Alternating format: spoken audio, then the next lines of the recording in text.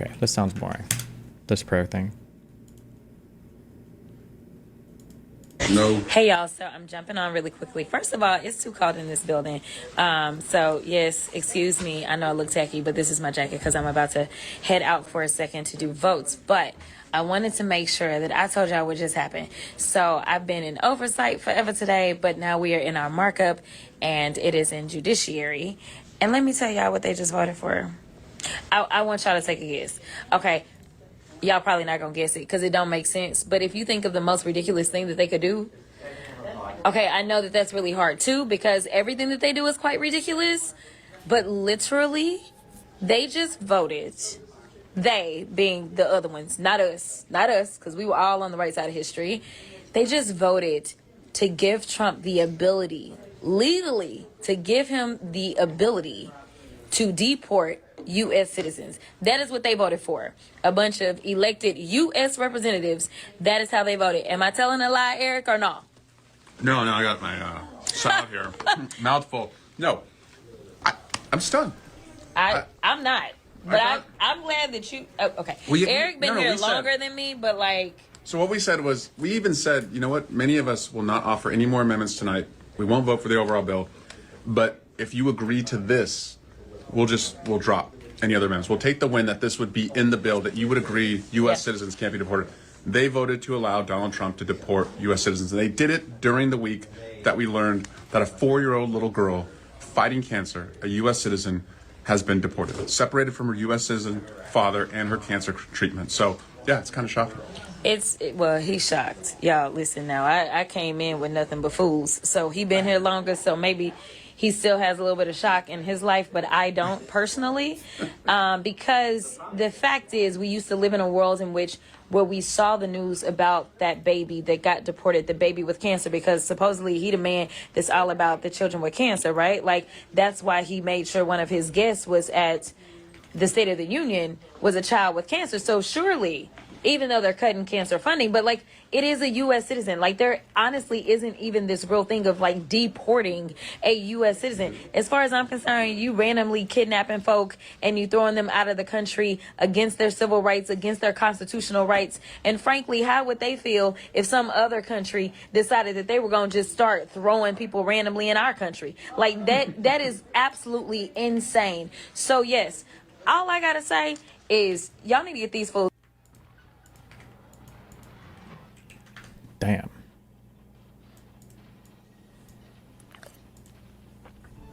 This girl in like November. Okay. Jesus, stop. Look, everyone calm down. It won't be time to panic until they start arresting the judges. Wait, do we actually know that it was a child?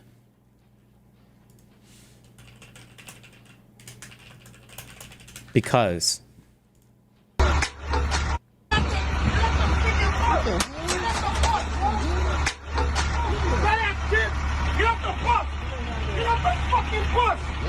Get off the bus, yo! Get off the bus! Oh my gosh, well, this is my fucking kid! What do you mean?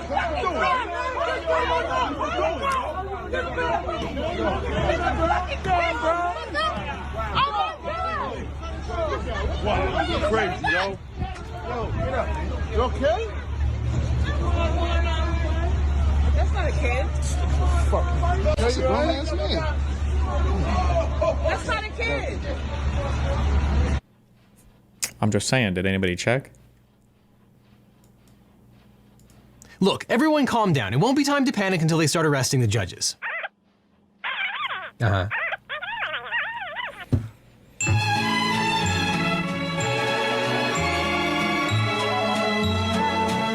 Well, crap. They started arresting the judges. The Trump administration has been pretty open about its war on the judiciary, but last week it took a huge, almost unprecedented step forward in an intimidation campaign against judges. Who gets to make the call? Is it the guy whose name was on the ballot, or is it some bureaucrat? This guy, Jim Jordan. Is it the guy who got 77 million votes, or some district judge? Federal officers charged 2 judges, Judge Hannah Dugan of Wisconsin and Judge Jose Joel Cono of New Mexico, with crimes related to obstructing federal immigration proceedings. Now, these arrests were staggering, but what's even By the way, I know that we've like accepted so much that's just like ordinary now as part of our politic, But charged 2 judges, Judge Hannah Dugan of Wisconsin and Judge Jose Joel Cono, federal Is it the guy who got all? Is it the guy forward. statements like this should be instantly. Do you impeach people in the House or recall people from the House? I don't know what you call it, but like this just shows you either have a fundamental disdain for the U.S. government or you don't understand how the government works. An intimidation campaign against judges. Who gets to make the call? Is it the guy whose name was on the ballot, or is it some bureaucrat? Is it the guy who got 77 million votes, or some district judge? Like, the whole point about judges is that they're supposed to be insulated from the pressures of votes. So, like, the fact that you would say that is just so wildly fucking stupid. Like, you're asking a question, you're giving the exact argument against the reason why, like, how would you even phrase this? I'm trying to think. Like, imagine it was like you have 2 cops to choose from, and one is like an ordinary police officer who receives ordinary training, and the other one is like a sociopathic, like homicidal serial killer. And, this guy goes out and murders, 400 people. And it's like, well, who would you send out to keep the streets safe? Some fucking loser who went to cop academy, or this guy who can clean up the streets by killing every single person he sees indiscriminately? It's like, well, probably not that guy for explicitly that reason, right? Like, but whatever. Officers charged 2 judges, Judge Hannah Dugan of Wisconsin and Judge Jose Joel Cono of New Mexico, with crimes related to obstructing federal immigration proceedings. Now, these arrests were staggering, but what's even more gobsmacking is that in ordinary times, an ordinary presidential administration probably would have kept quiet and allowed these cases to play out in the criminal justice system. But we don't have an ordinary president, and we don't live in ordinary times. Instead of letting these cases work their way through the courts and allowing a jury to make an unprejudiced finding, the Trump administration just skipped ahead to the guilty finding and politically motivated gloating. Kash Patel rushed to Twitter to publicize the arrest, despite the fact that DOJ guidelines on handling the media prohibit the spectacle of the judge being perp-walked. And that's probably one of several reasons why Patel deleted his tweet. Assistant DHS Secretary Tricia McLaughlin proclaimed that the Trump administration was going to continue to go after these activist judges. We've seen these activist judges try. What? This girl looks like she's 18 years old. What the fuck? Wait, who is this? Tricia, Assistant Department of Homeland Security Secretary. What? You're not even part of the DOJ or the FBI. Where does the DHS fall under? Isn't it that his own department now? Why is this person even making statements about this? Okay. To subvert the will of the American people. This is just beyond the pale. We are going to continue to go after these activist judges. Attorney General Pam Bondi said that these judges are deranged and that the administration will fine them. They're deranged is all I can think of. I cannot believe, I think some of these judges think they are beyond and above the law, and they are not. And we're sending a very strong message today. If you are harboring a fugitive, we don't care who you are. If you are helping hide one, if you are giving a TDA member guns, anyone who is illegally in this country, we will come after you and we will prosecute you. We will find you. And President Trump said the quiet part out loud. We have hundreds of thousands of people that we want to get out of the country, and the courts are holding us back. And despite the administration's confident assertions courts of Judges Dugan and Cono's guilt, it's worth noting that the only facts we have available to us right now are from the government's charges against the defendants and the news media reports on their arrests. None of this has been adjudicated by a judge or a jury, and there hasn't yet been a trial or finding of guilt. And as we've highlighted a lot in recent videos, the process of fact-finding and adjudication is important. And of course, anyone who's ever watched an episode of Law & Order knows that at the start of a criminal case, the government often makes a lot of accusations. Those accusations are laid out in a criminal complaint, but during trial, the accusations have to be backed up by actual evidence and witness testimony. The government then has to show that it has met all the legal requirements, the elements of the criminal statute, in order to prove guilt beyond a reasonable doubt, and then a jury has to make a guilty finding. That's how we learn what's true and what's an unfounded accusation. That's why due process is essential. For now, though, these cases are in early stages, so the details we're discussing here haven't actually been proven, they're just accusations. But even based on the government's own accusations, these cases are unbelievably thin and possibly exonerative. And frankly, because of the implication and the chilling effect on the judiciary, it's crazy that these cases were ever brought in the first place. Now, Judge Hannah Dugan has served as a circuit court judge in the Wisconsin State Court for Milwaukee County since 2016. On April 18, 2025, she was set to hold a hearing for Eduardo Flores Ruiz. Yeah, wait, what do we call the Kefka guy that comes in, our lawyer dude that comes in and chats? He went over, or he mentioned this today. Apparently, a federal judge has ruled that the invocation of the Alien Enemies Act was illegitimate or illegal, which is a pretty big deal because that would mean that every single immigrant deported, I believe it would just be Venezuelans, that have been deported by calling out the Alien Enemies Act. I don't know what would happen, but this whole deportation effort of Venezuelans would have to stop.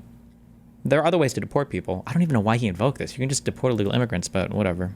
Ruiz is an undocumented immigrant from Mexico who had received an order of removal in 2013 and had subsequently been removed to Mexico. Sometime between 2013 and 2025, he had returned to the United States without permission. He was scheduled for a hearing before Judge Dugan because on March 18, 2025, he was charged with several counts of battery in Milwaukee County Circuit Court. The battery charges stemmed from an alleged physical fight with his roommate over Flores Ruiz playing loud music in his home. And according to the criminal complaint, Flores Ruiz had also struck a woman who tried to intervene in the fight, which resulted in a domestic violence charge. On the day of his April 18th hearing, 6 agents, an ICE officer, a CBP officer, 2 FBI special agents, and 2 DEA special agents were at the courthouse to arrest him under their immigration authorities. They'd apparently seen his name on the court's docket, so they believed it would be easy to apprehend him when he showed up for the hearing. When the plainclothes officers arrived at the courthouse, they identified themselves to the shift sergeant and discussed their plans to arrest Flores Ruiz. They were told that they had to wait until after Flores Ruiz's hearing, so they assembled in the hallway outside of Judge Dugan's courtroom.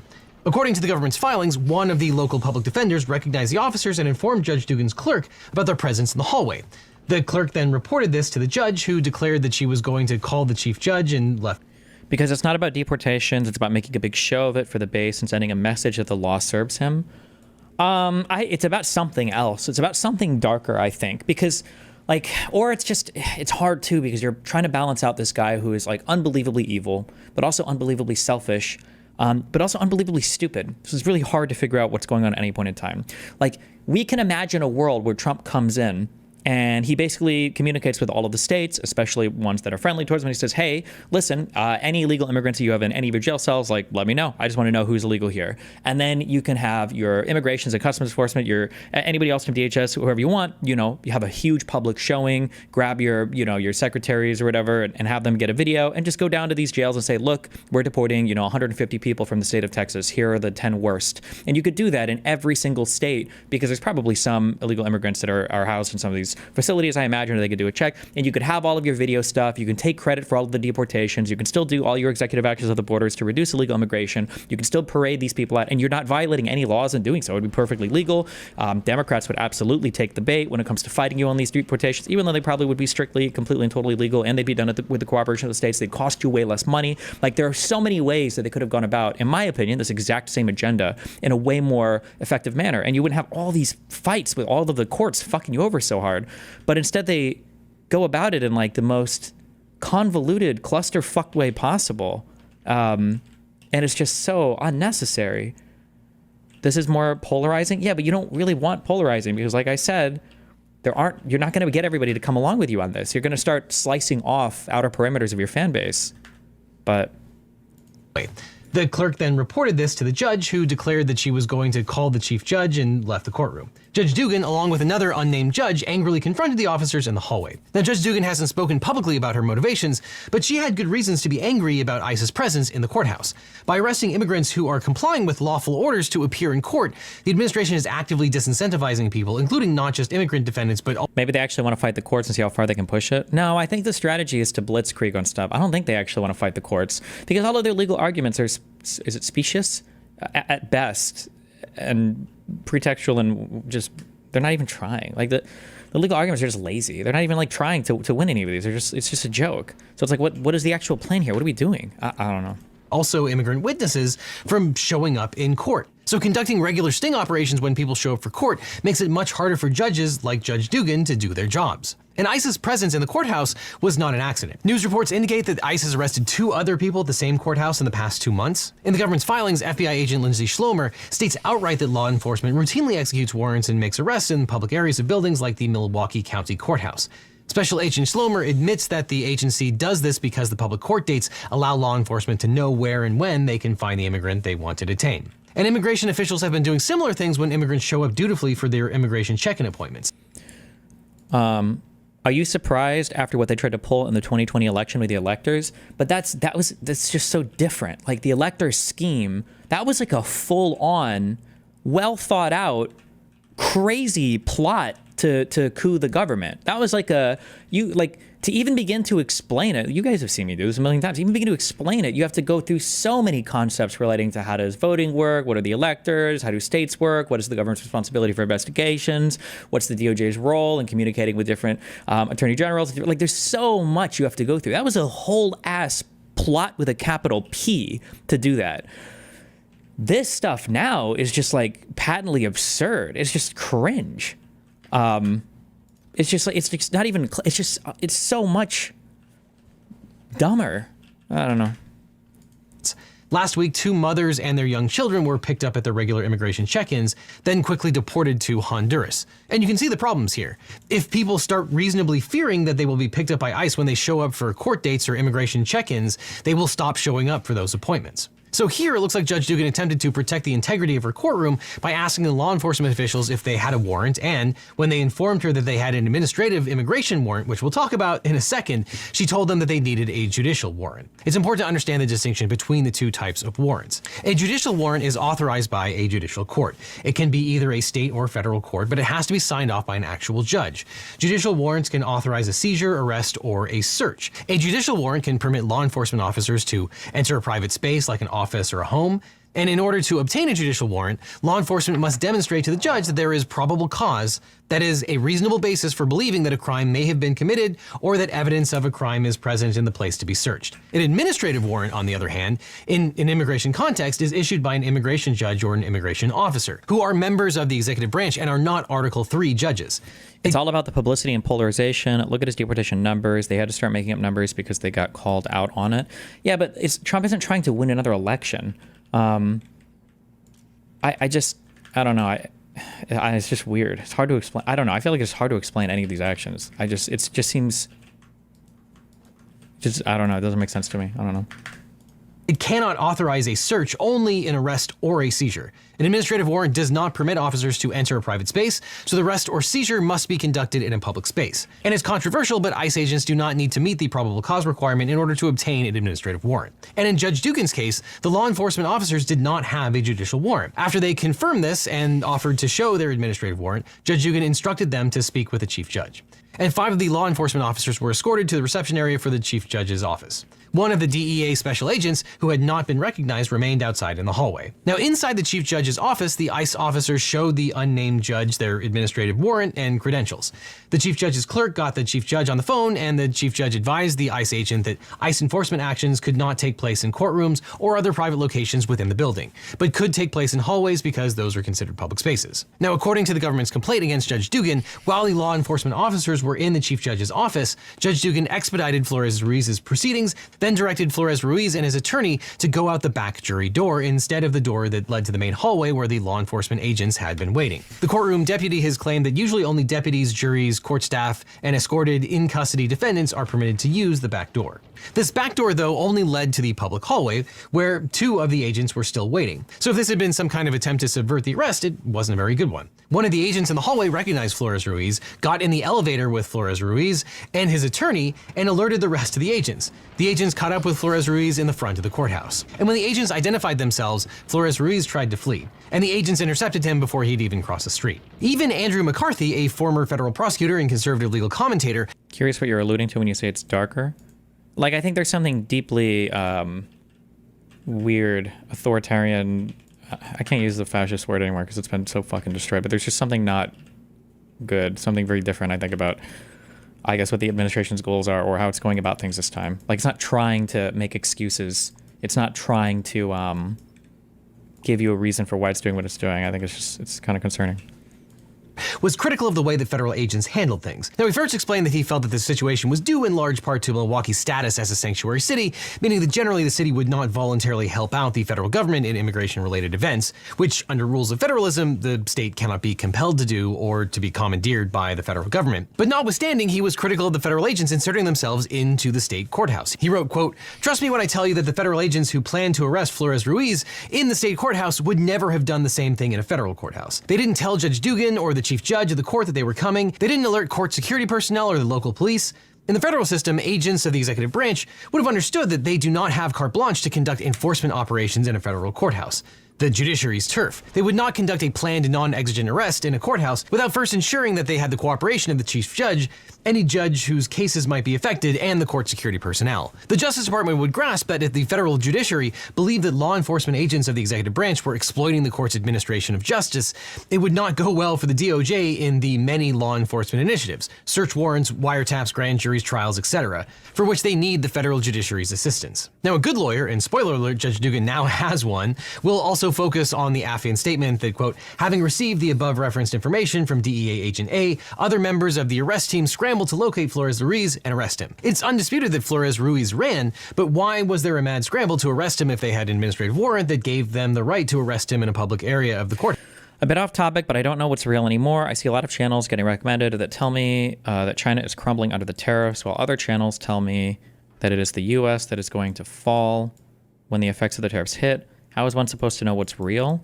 You probably need some like underlying fundamental understanding of, I guess, economics in order to have the understanding to figure out what's real or not. Sorry, it's difficult. I guess we can, do we all know who Yaron Brook is? Have we heard of this guy? Apparently this guy wants to debate, and he's a BSc, MBA, PhD, and I think he's is he pro the tariffs or whatever? I think we're debating next week. Host of the Yaron Brook Show.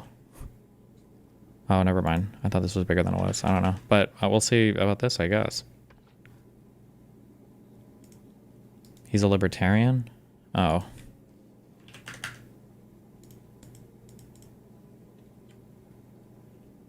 Oh, fuck.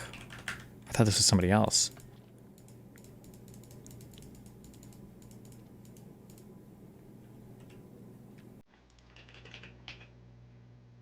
Euro meme.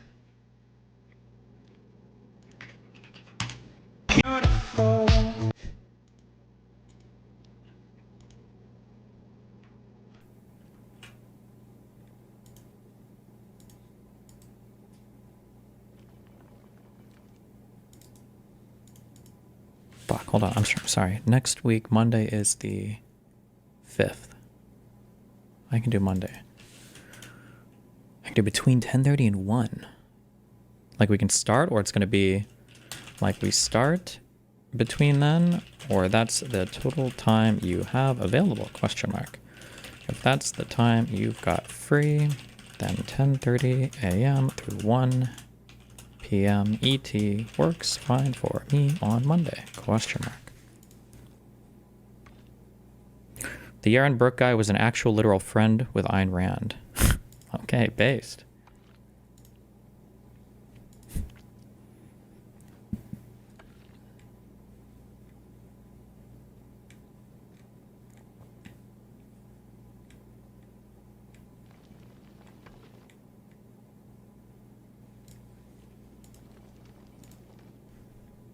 Darius and Melina meme throwback. No.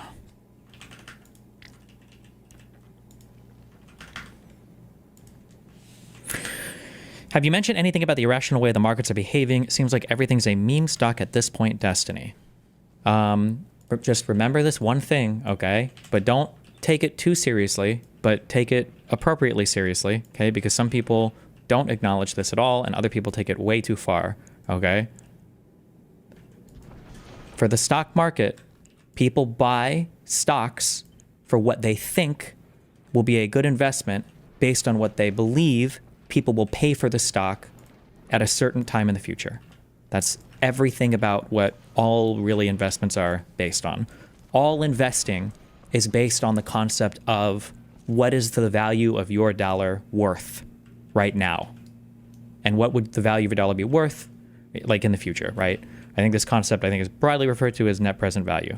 So if I have $1 right now and I'm sitting there holding it, and I think that if I sit on it, I can turn it into $2 in a month, but I've got a friend over here and he's really confident he can turn it into $4 in a month. I'm not going to hold on to that dollar. I'm going to give the dollar to him because I know that he can do more with it, right? My money is better spent as an NPV plus investment by giving him the dollar. All investment is based on this concept.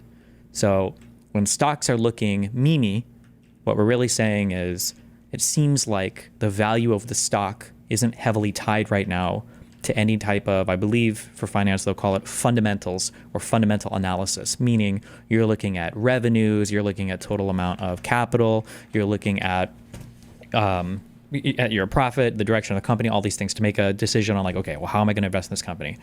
But remember, the only reason why fundamental analysis actually matters is because you're trying to make a prediction about where the company is going to be in the future, and more importantly, what people are going to be willing to pay for the stock in the future. That's what all investing is based off of. So with that being said, while the markets might seem like they're being irrational, what's happening is people are probably trying to make a whole bunch of decisions right now about what they think the market is going to look like in a few months. And those decisions right now are all based on things that aren't heavily financial, but they're more political. And politics is who the fuck knows, especially when you have an unchained politician, dictator, who can push a single button and reset world trade. So that's probably why the markets seem like they're being irrational at the moment. I don't like that. I don't think it's a healthy word to describe markets also, irrational. But it seems like they're being irrational, but it's just because nobody really knows what our economic situation is going to look like in 2 weeks, in 2 months, and whatever. So.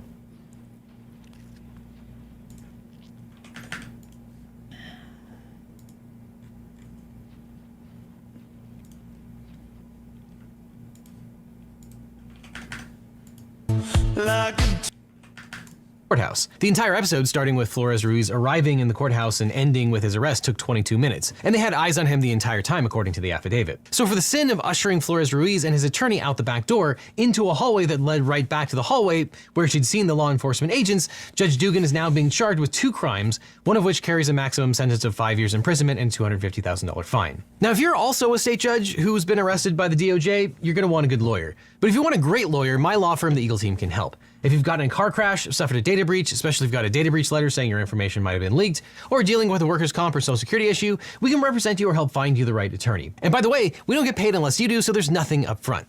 So just click on the link in the description or call the phone number on screen for a free consultation with my team. Because you don't just need a legal team, you need the Eagle Team. Yes, on April 24th, 2025, President Trump's Department of Justice charged Judge Dugan with 2 criminal counts, a violation of 18 U.S.C. 1505 for obstructing or impeding a proceeding before a department or agency of the United States, and a violation of 18 U.S.C. 1071 for concealing an individual to prevent his discovery and arrest. And the next day, on April 25th, 2025, the Trump administration arrested Judge Dugan at the courthouse.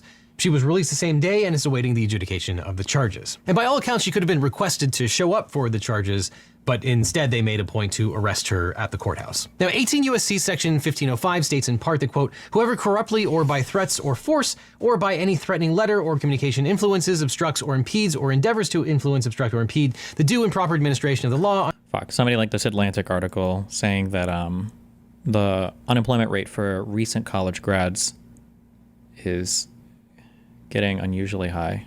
It's like 5.8%, which is higher than it normally is. One concern, I've never talked to an AI ever, by the way, so my information and knowledge about AI is incredibly limited, okay? So I'm prefacing with that, okay? I'm prefacing with that. Be careful, all right?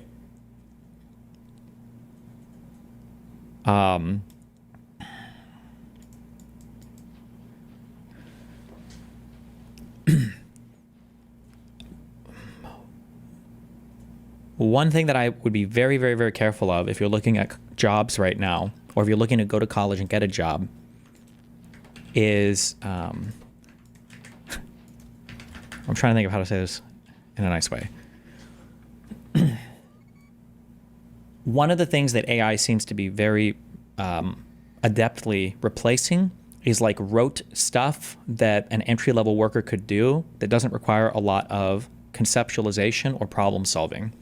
And if your goal is to go to college and pick up like a very easy engineering or comp sci degree with the understanding that like, okay, well, I just have this basic skill set, so I can basically just guarantee myself a starter 70, 80,000 a year job or whatever, or higher, depending on what market I'm in, and I'm good to go. I think AI might be threatening that paradigm a lot, such that in the past, maybe you would have some senior developer and then you would have like, 4 or 5 juniors working under him. That single senior developer might be able to employ 1 or 0 and just use AI to shortcut a lot of the whatever a nicer word for code monkey is, that a lot of the junior guys might have taken over before.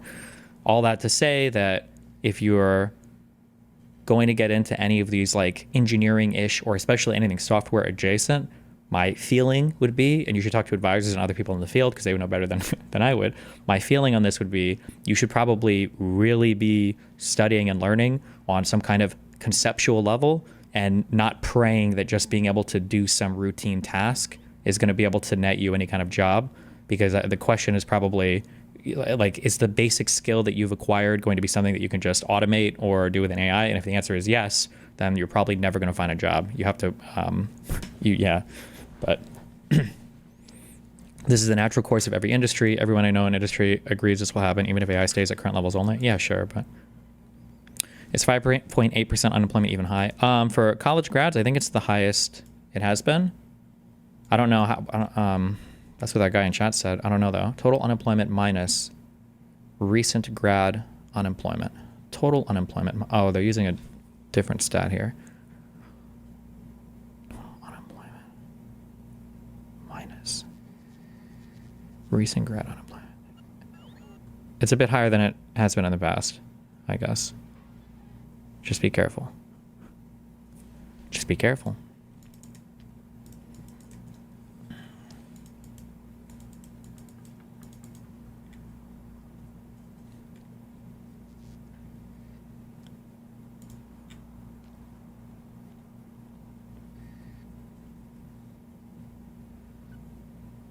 Wouldn't comp sci degree curriculums just adapt to maintaining or learning AI architecture destiny? Maybe. The fuck. Okay, I don't want to get into like weird. hopefully we don't ever have to deal with things like IQ or whatever bullshit in our lives, because fuck, the implications for all of that are really scary and it's just too much. It's too much. But I imagine right now there might be this scary world where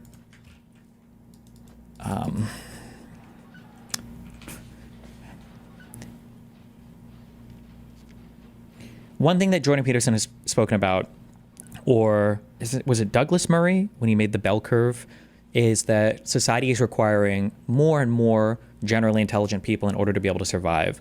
That in the past, somebody who was, say, 85 IQ could work a job out of high school, get a labor union job, whatever, and be fine and be good and be able to succeed in society decently well. But that as our work becomes more specialized, the level of education is higher, the required education is higher, and the required G or IQ is also increasing as well in order to maintain a good, decent position in society.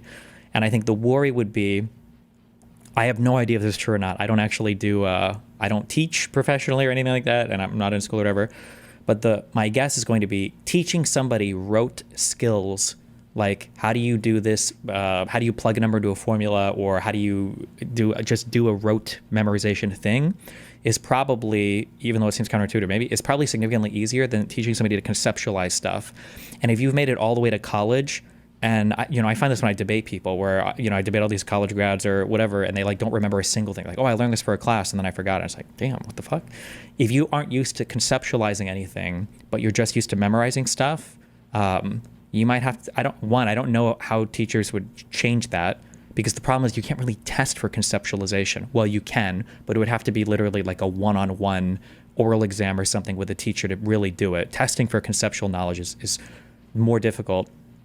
Which is why having like a resume with like actual projects you've worked on, I think is good. So testing for it is hard, and teaching it is also probably somewhat difficult as well. Although I say that, I don't know how much that's been tried before, but yeah, good luck.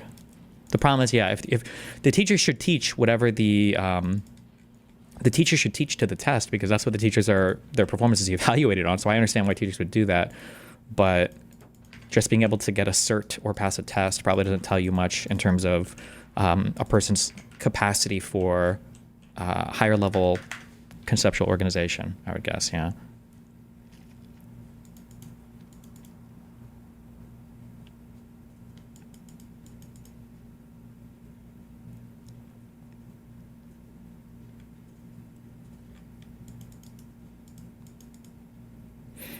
under which any pending proceeding is being had before any department or agency of the United States. Now, in an interesting twist, a lot of the January 6 defendants were charged with this particular crime, and recently the Supreme Court has made it more difficult to charge and prosecute people with this particular crime, taking a narrower view of these elements. But even before that, this would seem like a difficult case for the government to make against Judge Dugan.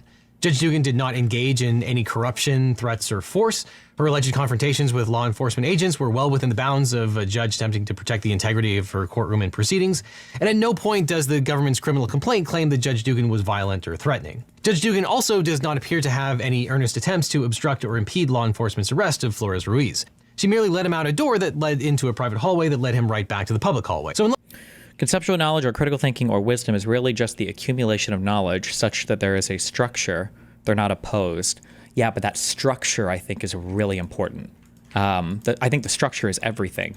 It's possible to learn a bunch of discrete facts and a bunch of discrete pieces of information, and even to be able to recall them, and that can be helpful. But I wish I had a better way to crystallize it, to make this more understandable with words.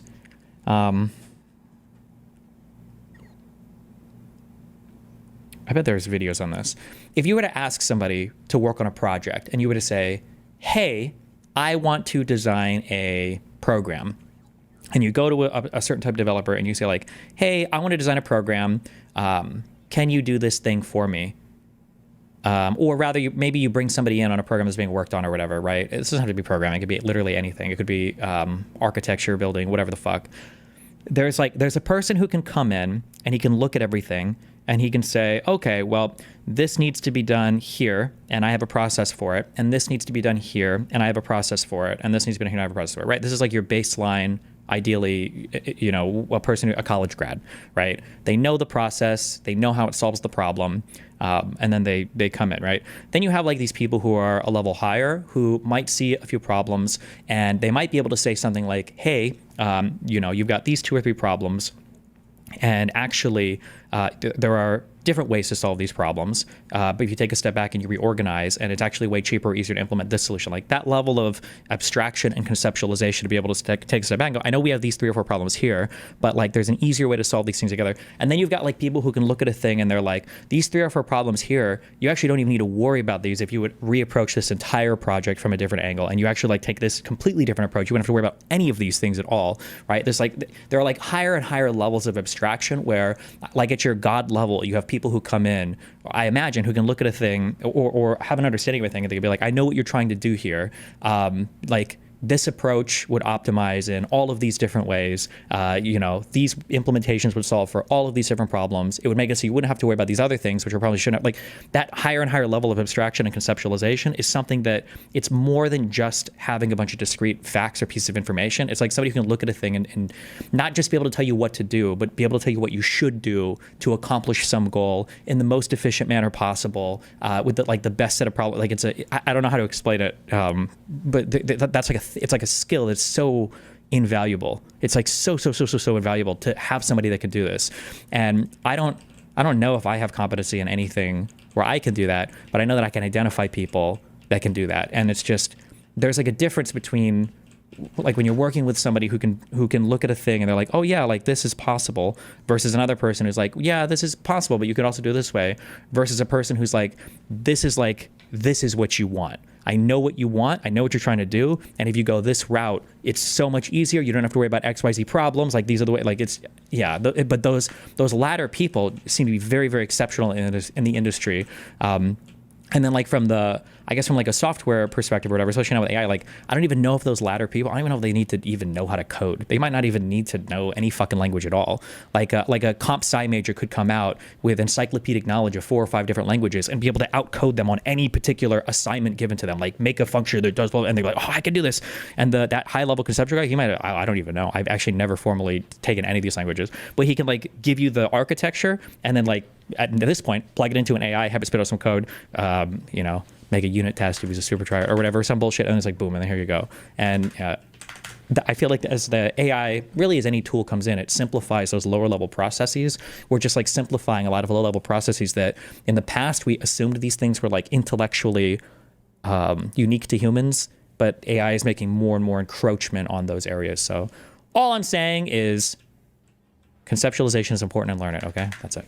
Unless there are some other operative details that the government didn't seem fit to include in its filings, Section 1505 will probably be a difficult case to make. Now, the charges under 18 U.S.C. 1071 seem even less likely. Section 1071 states, quote, "Whoever harbors or conceals any person for whose arrest a warrant or process has been issued under the provisions of any law of the United States so as to prevent his discovery and arrest after notice or knowledge of the fact that a warrant or process has been issued for the apprehension of such person shall be fined under this title or imprisoned not more than 1 year or both." Now, there are 4 essential elements that the government has to show in order to prosecute Judge Dugan under the statute. 1, a federal warrant has been issued for the fugitive's arrest. 2, the defendant had knowledge that a warrant had been issued for the fugitive's arrest. 3, the defendant actually harbored or concealed the fugitive. And 4, the defendant intended to prevent the fugitive's discovery or arrest. Now, first, according to the conversation that law enforcement officers had with Judge Dugan, all that ICE possessed was an administrative warrant, which may not qualify as a federal warrant for the purposes of fulfilling the first element of the statute. And if Judge Dugan didn't believe that the administrative warrant qualifies as a federal warrant, then it would be difficult to prove that the second element, knowledge of a federal warrant, could be met. And the final 2 elements seem equally unlikely. Would a jury find that by directing Flores-Ruiz... Sorry, fuck, hold on. You've said this a few times and I haven't answered you. You said, wouldn't you just test concepts by testing concepts? You can test whether somebody understands addition by teaching that 2 + 2 = 4 and testing what 3 + 3 is. The problem is, just from what I've seen from people from friends that ask me questions or talk about studying for college tests or whatever, it seems like what they do is, because there's so much studying that happens at college and there's so many classes that people take, and maybe there's too much, maybe the coursework actually is just too high. People don't learn 2 + 2 = 4, or they don't learn addition. They learn 2 + 2 = 4. And they'll like, imagine not understanding addition, but memorizing all of the addition up to like 100. So you memorize like, okay, 21 + 21 is 42. 36 + 12 is, I think that was it 78? Was it 22, 38? What did I say? 30 + 12 is, oh no, it was 50. Like, imagine memorizing. It sounds similar, but it's not. Like, imagine memorizing all of the stuff, but not actually. It's almost like syntactic versus semantic understanding. No, not really, actually. Well, maybe it is. I don't know. Yeah, it feels like for college tests, it's hard on an essay to just like write a question and see if the person actually has the concept in mind, because they could have just memorized the answer for the test. Especially because, and again, maybe what friends show me is different than most colleges or whatever. It feels like the norm is, it feels like professors give away almost the entire exam before you get it. Like, they'll say, here's a practice exam, and the actual exam ends up being basically the practice exam with a few variables on each question changed. So like, as long as you're doing the practice exams, or you're studying the readings or whatever they're asking you to do, like, you more or less are going to succeed on the test. You just have to change a few variables. I feel like these are feelings. Remember, I don't work in this industry or whatever, but I feel like the whole the technical interviews and stuff came out of that desire from corporations to be like, we need to have an interview process where we're really trying to figure out if a person can truly problem solve, and not just somebody who's like memorized to pass an interview, because we don't want these people. But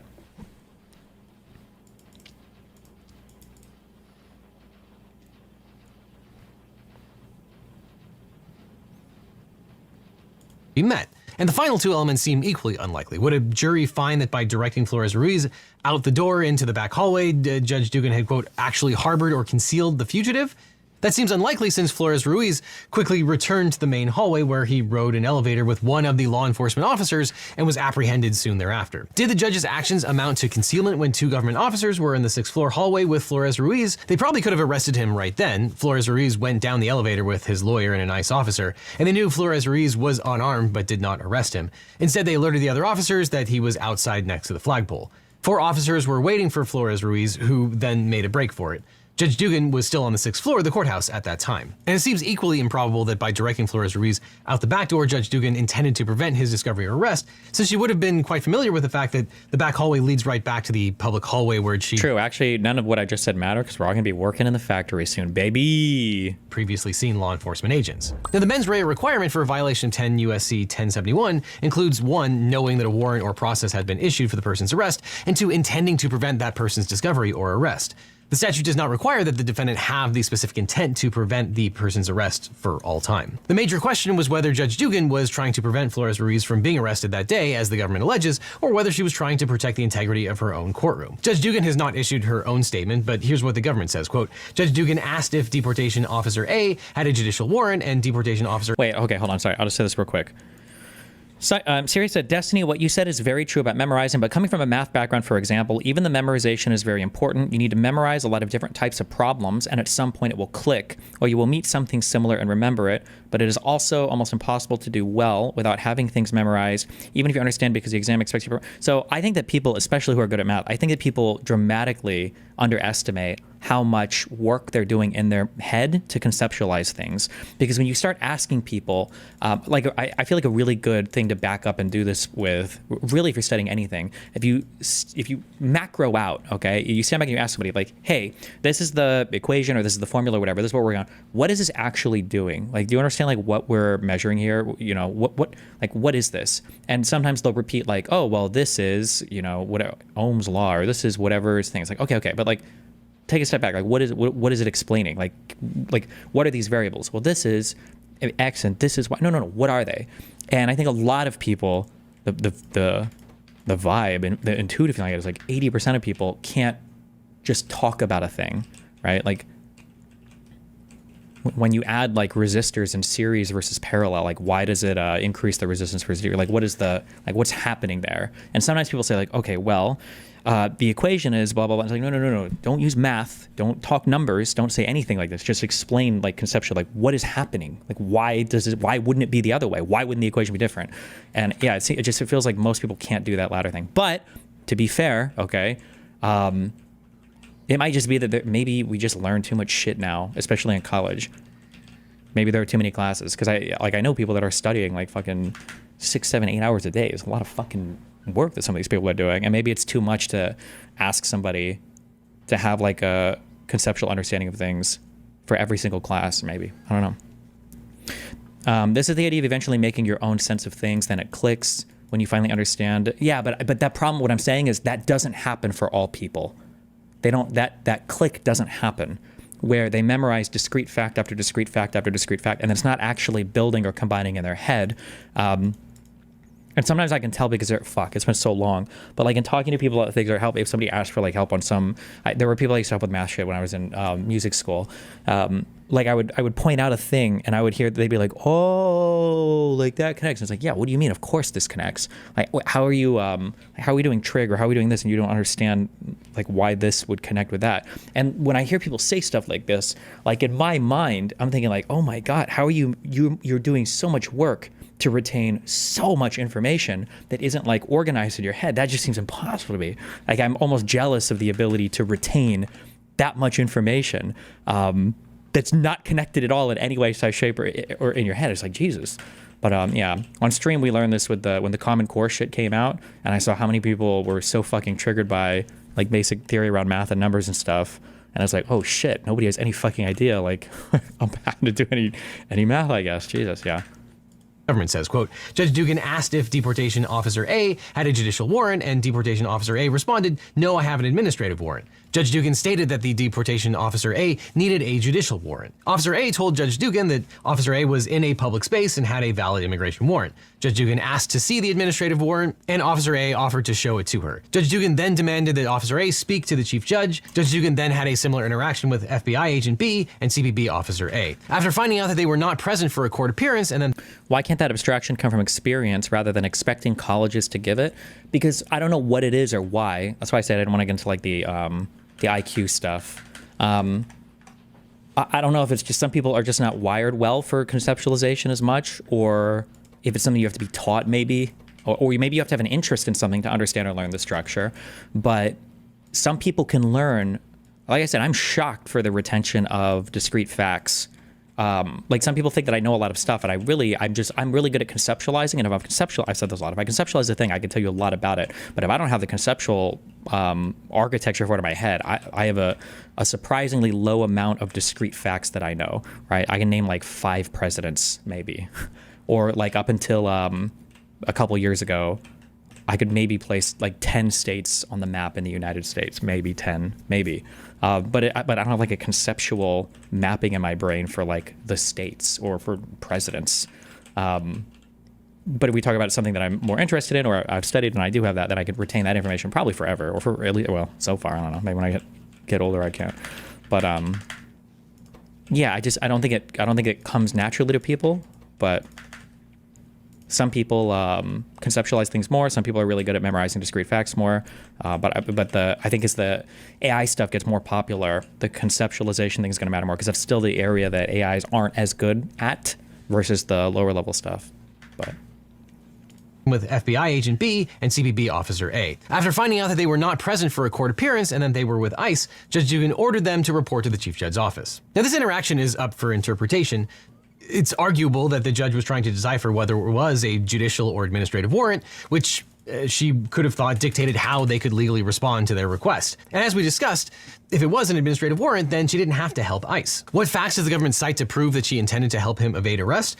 Well, the affidavit says that she was angry, and that could be probative, but a judge can be angry at many different things. The most serious evidence against Judge Dugan hinges on the court's deputy insinuating that Judge Dugan made an exception to normal procedure to help him avoid arrest. The affidavit says, quote, according to the courtroom deputy, only deputies, juries, court staff, and in-custody defendants being escorted by deputies use the back jury door. Defense attorneys and defendants who were not in custody never use the jury door. The deputy also said that Judge Dugan was pushing his case through. The government reports that the, quote, arrest team interpreted to mean that Judge Dugan was attempting to expedite Flores-Ruiz's hearing. Hat tip to Marcy Wheeler, who identified many of these issues. As she notes, there are other witnesses to what happened that day who weren't interviewed, most notably the chief judge. And according to the affidavit, the chief judge was in the process of writing a policy on how to handle this very situation. Quote, the chief judge emphasized that such actions should not take place in courtrooms or other private locations within the building. Deportation Officer A asked about whether enforcement actions could take place in the hallway. The chief judge indicated that hallways are public areas. Now, this could be consistent with the distinction between administrative and judicial warrants and with how Judge Dugan handled this scenario. There's a lot we don't know here, like whether the chief judge told Judge Dugan that ICE was free to arrest Flores-Ruiz in the hall. If convicted, Judge Dugan would be sentenced under the U.S. sentencing guidelines, and realistically, the guideline range would be 15 to 21 months. Now, additionally, Judge Dugan will likely argue that she was acting within the scope of her official duties as judge. Judges have extremely wide latitude to control their courtrooms. Federal officers cannot commandeer state actors, and there's nothing inherently wrong or illegal about letting a defendant who was before her on state criminal matters leave the courtroom however she liked. I'm sure the federal agents would have liked for her to comply with their every request, but state officials are under no obligation to acquiesce. So I'm sure her argument will be that she was a state judge controlling her courtroom as she saw fit, and had no obligation to comply with anything the federal officers asked, especially in light of the administrative rather than judicial warrant, and that her actions in her own courtroom were official acts outside of the purview of the federal actors. Still, even if that defense is successful, leaving through the not regular door into a private hallway that eventually led back to the public hallway is not a good look. And as a criminal matter, the facts in Judge Dugan's case likely won't lead themselves to an easy victory for the Trump administration. And reasonable minds can differ on the actions of Judge Dugan. But if I may opine for a moment, what bothers me are the tag-along effects of arresting a judge. At best, it would be a marginal case, and you might think the charges are BS, or you might think that the judge was trying to facilitate the man's escape. But given the clear federalism issues between the state court wanting to control its own courthouse and the lack of notice from federal officers to either the particular judge or the chief judge, this smacks of retaliation and politics. And just as the DOJ has reams of regulations and procedures that must be complied with before they arrest a politician, if the DOJ were to move forward with arresting a state judge, you would want it to be the most ironclad dead to rights case you've ever seen. And however you feel, that's not this case. This looks like it's about forcing compliance and sending a message. So even as we now understand them, given the government's filings, the facts in Judge Dugan's case won't lend themselves to an easy victory for the Trump administration. That kind of thinking isn't really promoted in modern education. It's not the fault of the institutions, but more the availability. Maybe. I actually think, I think that the reason why is actually because of two things. One thing that is in two ways. It's the interest that you have in the topic, and I think it requires a genuine interest from the teacher to make a student care. I think it's just in my personal opinion, I think it's very, very, very hard to, or for me, it's very hard to conceptualize things that I just don't give a fuck about. If I have a big interest in it, then I have a much greater level of curiosity in the particular thing, and I'll want to learn concepts related to it, just for me. I imagine this is probably true for most people. And when you go to school, you're tasked with learning about a billion different things that, you know, who the fuck cares about most of the shit you have to learn about. But I think that if you have a teacher who's genuinely invested in the concept and that teacher can communicate that investment emotionally to other people, to students, then I think you have an easier time doing it. But you have to have somebody that is genuinely interested with the topic. I've said this before on stream, there are so many stories I've heard of students who never gave a fuck about a particular thing, and then they just happened to have one teacher who was really into like Russian literature or just one particular thing, and that one teacher's interest ends up inspiring a kid who never would have learned about a particular subject matter to become like a major in it or to pursue it as a career or whatever. It'd be cool if we had teachers like that for every single topic, but yeah, trying to get kids to be super invested in so many different topics is probably difficult to impossible, I would imagine.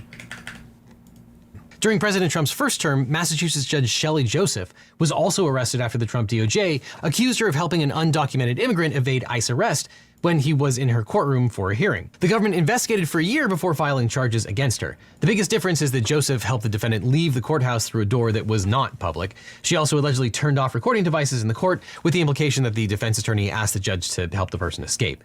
The defense attorney accepted immunity to testify against the judge, which helped the government prove corrupt intent. It also took ICE 2 weeks to catch the defendant, which seems like it makes this case very different from Judge Dugan's case. The Biden DOJ later dropped the charges against Judge Joseph in exchange for her promise to refer herself to the Massachusetts Commission on Judicial Conduct for a full investigation of her actions. And in December 2024, the Massachusetts Commission on Judicial Conduct filed administrative charges against Judge Joseph, finding that she, quote, engaged in willful judicial misconduct that brought the judicial office into disrepute, as well as conduct prejudicial to the administration of justice and unbecoming a judicial officer. Judge Joseph's actions, though, appeared to be more serious than Judge Dugan's actions, where Judge Dugan simply directed Flores Ruiz to a different door that took him to the very same hallway where the immigration enforcement agents were waiting. Judge Joseph was accused of directing the undocumented immigrant to a building door that effectively permitted the immigrant to exit the courthouse and evade ICE arrest. The government also claimed that Judge Joseph instructed the court reporter to discontinue the court reporting, as Judge Joseph gave the immigrant and his attorney these instructions. But even those actions were seemingly not sufficient to warrant a criminal finding, only a charge by the state commission. But those charges were dropped by the DOJ, so it's unclear what's going to happen here. And the government will be facing a formidable list of legal foes in its battle against Judge Dugan. A stunning lineup of all-star attorneys have volunteered to represent her, including former U.S. Solicitor General Paul Clement, who was appointed by Republican President George W. Bush. But in the meantime, Judge Dugan has been temporarily suspended by the Wisconsin Supreme Court while the federal charges are pending. This isn't meant to be a punishment, no finding was made against her, but it will keep her from doing her job and likely make other judges more fearful. But another case in New Mexico might offer the administration a greater chance of an actual conviction against a judge. Now, in the New Mexico case, according to the government's filings, 3 undocumented immigrants were living with permission on the property that belonged to former Judge Jose Joel Cono and his wife Nancy Cono. The government received a tip that one of the men, a Venezuelan national named Cristian Ortega Lopez, was a suspected member of the Tren de Aragua gang and illegally possessed several firearms. The government obtained 2 judicial search warrants and searched Jose Cano's property and another location. And at the other location, they found several illegal firearms. Law enforcement arrested Ortega Lopez and, after interviewing him, concluded that one of his cell phones was unaccounted for. They executed another search on Jose Cano's home and brought Jose Cano in for questioning. According to the government's criminal complaint, while being questioned, Cano admitted that he had destroyed Ortega Lopez's cell phone because he believed it contained pictures or videos that would reflect negatively on Ortega Lopez, specifically pictures of Ortega Lopez with firearms. Mr. Cano's wife, Nancy, was also arrested after the government obtained a video call she had with Ortega Lopez while he was in the detention center. In the call, the government claims that Nancy Cano displayed Ortega Lopez's phone to him on the screen and offered to delete his Facebook account for him. Law enforcement has maintained that Ortega Lopez's Facebook account contained significant photographic evidence regarding the crimes he'd been charged with, including pictures of him with firearms, gang-related tattoos, clothing, and hand gestures. Agents executed another search warrant at the Cono's residence on April 24th to locate Ortega Lopez's 4th unrecovered cell phone. During that search, Joel Cono allegedly admitted to smashing the cell phone with a hammer 5 weeks prior because he believed it contained photos and videos of Ortega Lopez that would incriminate him. Judge Cono resigned from his position after the New Mexico Judicial Standards Commission initiated disciplinary action. Cono told the commission that the 3 men were asylum seekers who had asylum hearings scheduled. He also alleged that the 3 men traveled throughout the U.S. and made it through checkpoints without being detained. Though the fact that they made it okay, fuck. Guys, I'm giving you so much through osmosis, okay?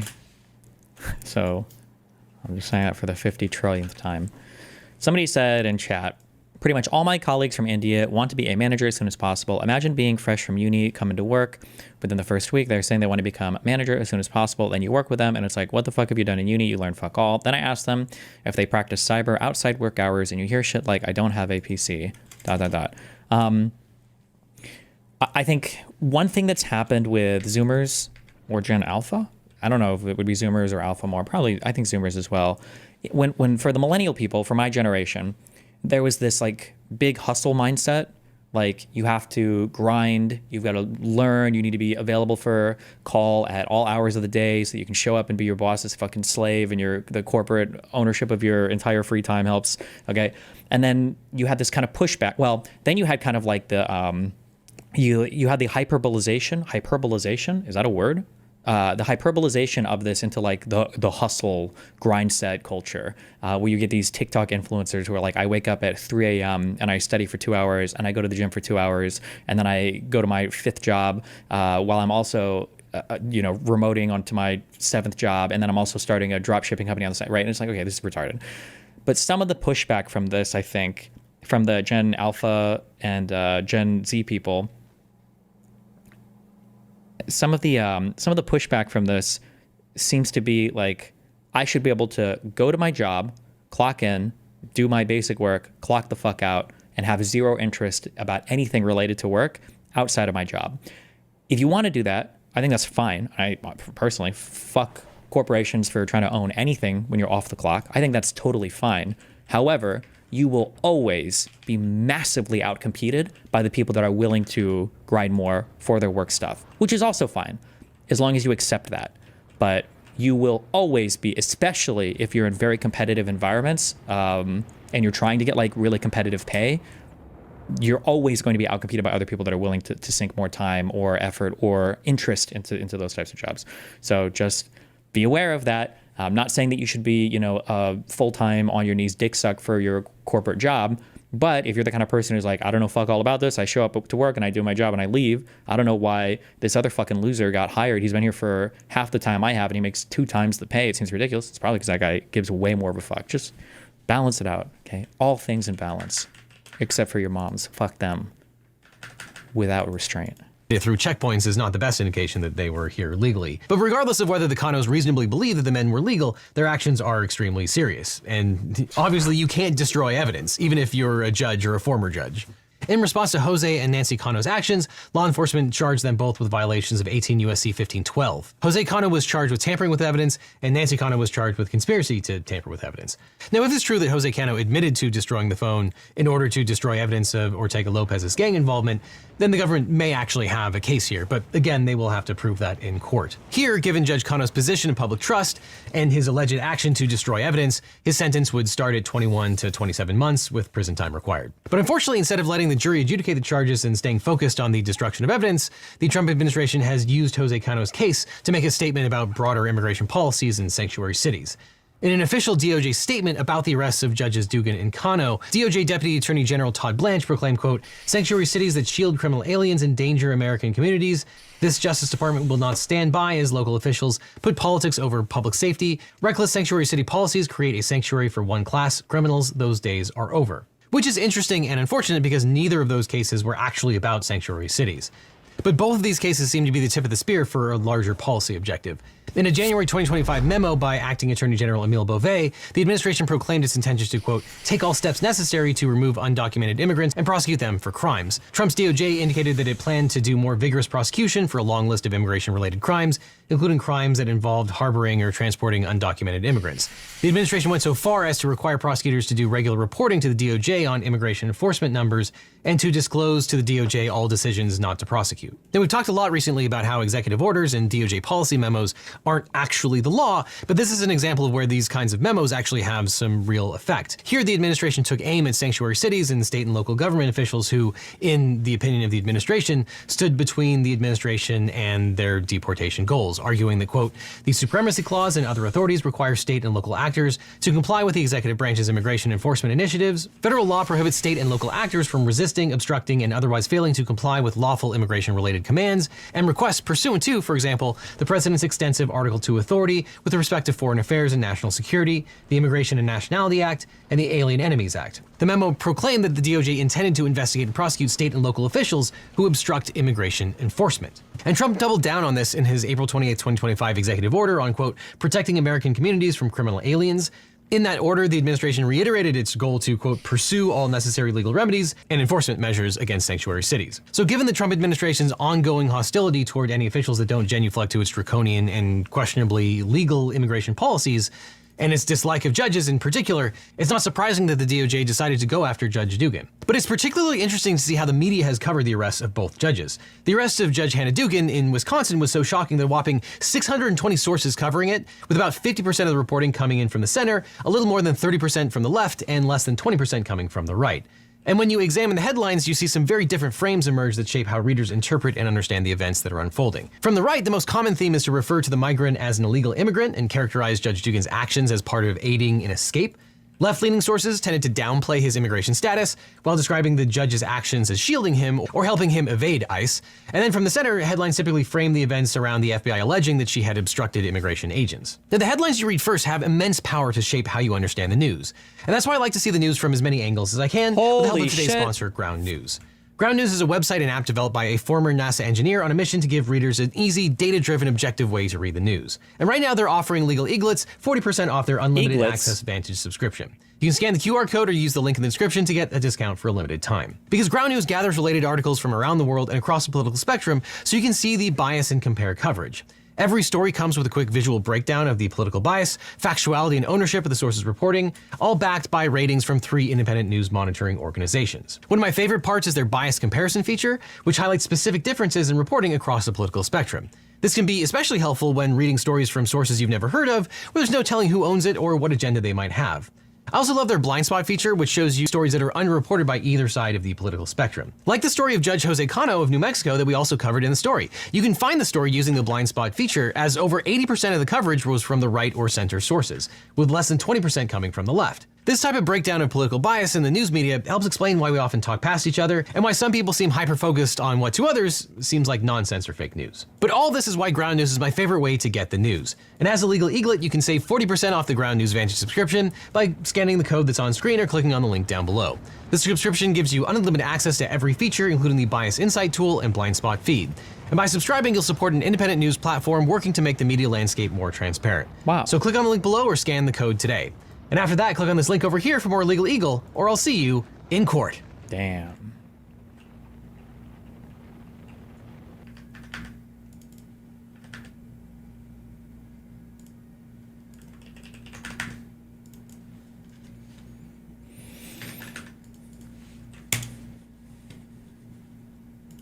I think that there... Let me use the restroom 1 sec.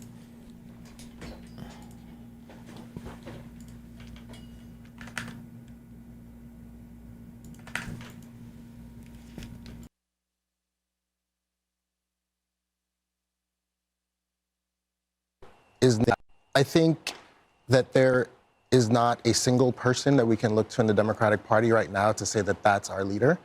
However, with that being said, I think taking the one person who's there over a party is also quite dangerous because of some of the things that he's done. Taking away due process from folks is not okay. He's quick to call out when he feels like his rights are being infringed upon, and yet the Fifth Amendment says that every person, it doesn't specify citizens, it says every person shall have due process. So we don't guarantee constitutional rights to certain illegal aliens, particularly when they are suspected of violent crimes, which is why we have a finalized deportation list. And it's pretty clear. And I think some of the cases that are public now, individuals were on that. So where are you saying that due process, I mean, to even get to that point, they must have gone through process. Due process. Okay, so let's look at President Trump as an example. We call him a felon because he has been convicted of felonies. Some of these folks, without the actual due process, do not technically qualify as illegal immigrants because they have never had their cases heard. Now, well, wait, with how that did they being get said, here is the question. That's fine. But, you know, there's, just like we say when someone is allegedly being accused of something, it's the same process, right? However they got here, due process is what gives them that status of being illegal or not. So without that process, you're essentially just taking up people off of the streets, giving them this without their actual process and deporting them. Now, am I saying some of these people should not have been deported? No. Do we agree that if you come across our border in an illegal manner that you have committed your first crime? I believe you are entitled to due process. Why do we... Criminal law is something that every single person should understand in the United States because criminal stuff affects you at least a little bit. Why are we having these incredibly basic breakdowns of, so this is what it means to be accused of a crime. This is what it means to have committed a crime. This is how we know when we've said you've committed a crime, right? Like, you need to understand that when somebody says, when you've crossed the border though, that makes you an illegal immigrant, right? That question is on the same level of retardation as somebody saying, why are there defense attorneys? Why would you defend somebody when you know that they're guilty of a crime? Like, you don't know that. They haven't gone to court yet. They haven't been convicted of a crime yet. What do you mean? What? Then in that case, there'd be no defense attorneys ever. Like, why would you defend guilty people? We don't know if they're guilty yet. They haven't been judged as such. That's the whole point. Committed your first crime. I believe you are entitled to due process. That is the difference.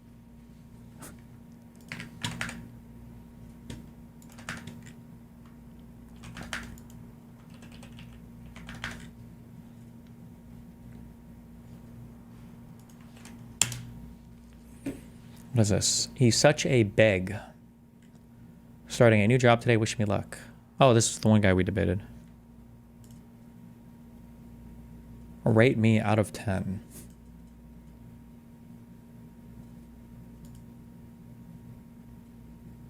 I'm not gonna lie, you and I do have some different views, but you're very smart and I always enjoy to read your political tweets. Enjoy reading. Keep it up. Go fuck yourself, talentless freak. Nobody will ever care about you. Wait, are these real? Jesus. He did the meme. He did the meme.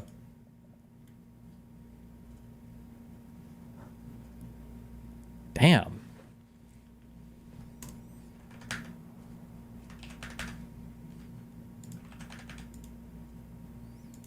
Oh, hold on. We've got a response. I DM'd this girl as a joke a year ago because we were friends, and then I cussed her out after finding out she was a Zionist making fun of dead children in Gaza. She leaked her DMs but deleted my message where I said, "Did you seriously make fun of dead Palestinians? What a loser."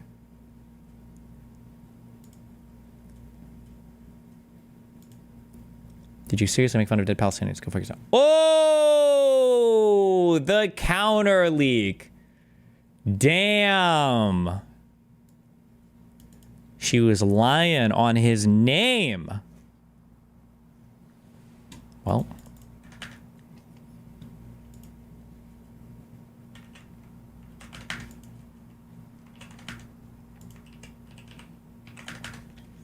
Who is this guy? It's the guy that we debated on Israel-Palestine a while ago. Cringe. He was cringe, but she was wrong. Wait, and then a random joined in. Hi, so where are you from? And so are you. Oh, this is... okay. These people are too retarded. Kanye West previews unreleased music with top 5 on Sneako's stream. Can I just say that being like... I don't even know what you call these people. They're not groupies, because I think groupies are way better than these people. Every time... well, maybe they're security and I'm just not recognizing it. Every time I see Kanye West, there's like a couple people that are just like kind of standing on the side who are just like there and they're like nodding along and they don't say anything and they pretend like they're vibing hard. They're like the worst type of like scum-sucking dick riders. I don't know, man. I can't even call them dick riders because they don't even get to ride the dick. They're like dick watchers. God, fuck. I don't know why. You're seeing these people triggers the fuck out of me. That's his cousin? Oh, so what? Does that mean he sucks his dick? Woohoo! Just kidding. With all of the money and fame, I still can't get my kids back. With all of the money and fame, I still get to see my change.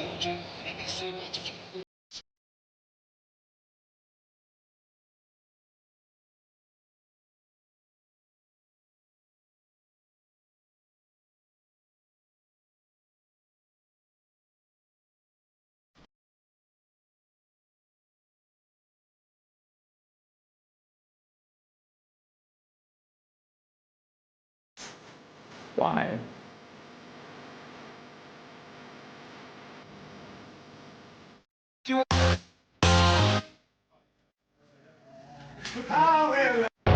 With all of the money and fame, I still can't get my kid.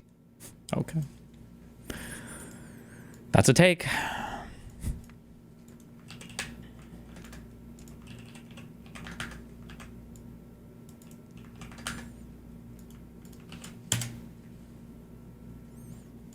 Speedrunning logical fallacies while fighting with my girlfriend. I do not appreciate it when you make fun of me in front of my friends. Well, you're really emotional right now. Maybe we should, table this conversation. I'm not emotional. I'm just trying to tell you how I feel. No, okay, my mom also says that you can get very emotional. Maybe this is one of those instances. No, you made a mean joke at my expense and I have every right to be upset. You cannot prove that joke was about you. Well, who else would it be about? You literally said my girl. It could be any girl. If you loved me, you would give me the benefit of the doubt that not everything's about you. No, you literally made a joke at my expense in front of my friends and embarrassed me. Well, then if everyone was laughing, what was the problem? Okay, so you are admitting you did make a joke about me. No, oh my gosh, it's a joke. By definition, a joke can't be serious. You're my boyfriend. Why would you insult me? That's so mean. Okay, well, if I'm so mean, then why did I pay for lunch after? Is that so mean? Oh my gosh, I don't even know what to say. I feel like I can't even trust you anymore. Okay, well, fine. If you can't trust someone, well, then maybe you're just not ready for a relationship. Please be an adult and have a serious conversation. I'm being an adult. Yeah, I'm being an adult, but maybe you're the one raising your voice, so maybe you're not the one ready for a serious conversation. I'm not raising my voice. I'm trying to tell you how I feel, and you're doing everything to ignore me. I'm not ignoring you, but we do have the dinner reservation, and I don't know why we're not focusing on that. Oh my gosh, I'm canceling the reservation. Okay, well, fine. When we cancel the reservation, then I guess we'll just cancel the whole relationship. Yes. Yeah, you know what? Maybe I should. Okay. Yeah, whatever. Yeah, I guess I'm just the worst boyfriend ever because I made a joke. I literally can't even do this anymore. I'm just gonna leave. Please don't call me. King. It's gotta be a record. Absolute king.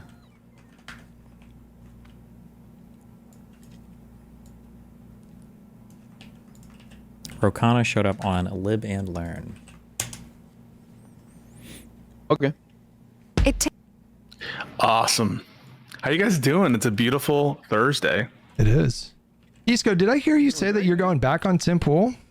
Yeah, this Saturday we're going to discuss Kilmar Garcia with Will Chamberlain, the lawyer, the conservative lawyer. Wait, is this the Fox? Oh, that's Will Kane. Will Chamberlain's the guy on Twitter, right? Yeah, that's right. Nice. I kind of added him a little bit, and then Tim Pool said he wanted us to have us back on. So yeah, that's crazy. We got a Cono Pirates fan fall. Bro, what is this guy doing? You're not supposed to jump into the field. boy going on Tim Pool tomorrow, and then we got you going on Tim Pool on Saturday. That's crazy. And you're absolutely against it. No. I love it. It's great content. No, I mean for you to go on, I think that you would do great. I mean, I'm open to it. I'm just listen. I am a nervous guy. A disposition. Can I just say that I like it when people like Dems go on Fox News and do good on it. I really think that Fox News is one of the best platforms for Democrats to cut their teeth. Like Pete Buttigieg, I feel like gets trained.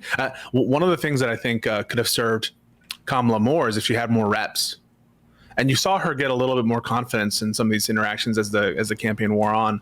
But I really think it's incumbent on Dems to go to these like kind of contentious spaces. And that's why I love it when like IRI or when Josiah, starts talking, taking callers. Oh, you mean more reps? So just like more appearances? She needs to cut her teeth a little bit more? Like reps in spaces that are a little bit more contentious, I would say. Yeah, I agree with that. I feel like she was like very, very good in front of a podium, like reading a teleprompter, and maybe a little stiff when she was doing the regular interviews. But I feel like that's something that you can definitely get better at doing if you just practice more, like you're saying. One thing that I can't imagine is, can you imagine like the pressure of being the first to speak at the presidential debate? No, like I would crumble. I would actually crumble. I would just so bad for Tim Walz on the VP debate. Oh yeah, but she sounded like super stiff during that first opening salvo for like 2 minutes, and then after that she was like great for the rest of the time. Yeah, 100%.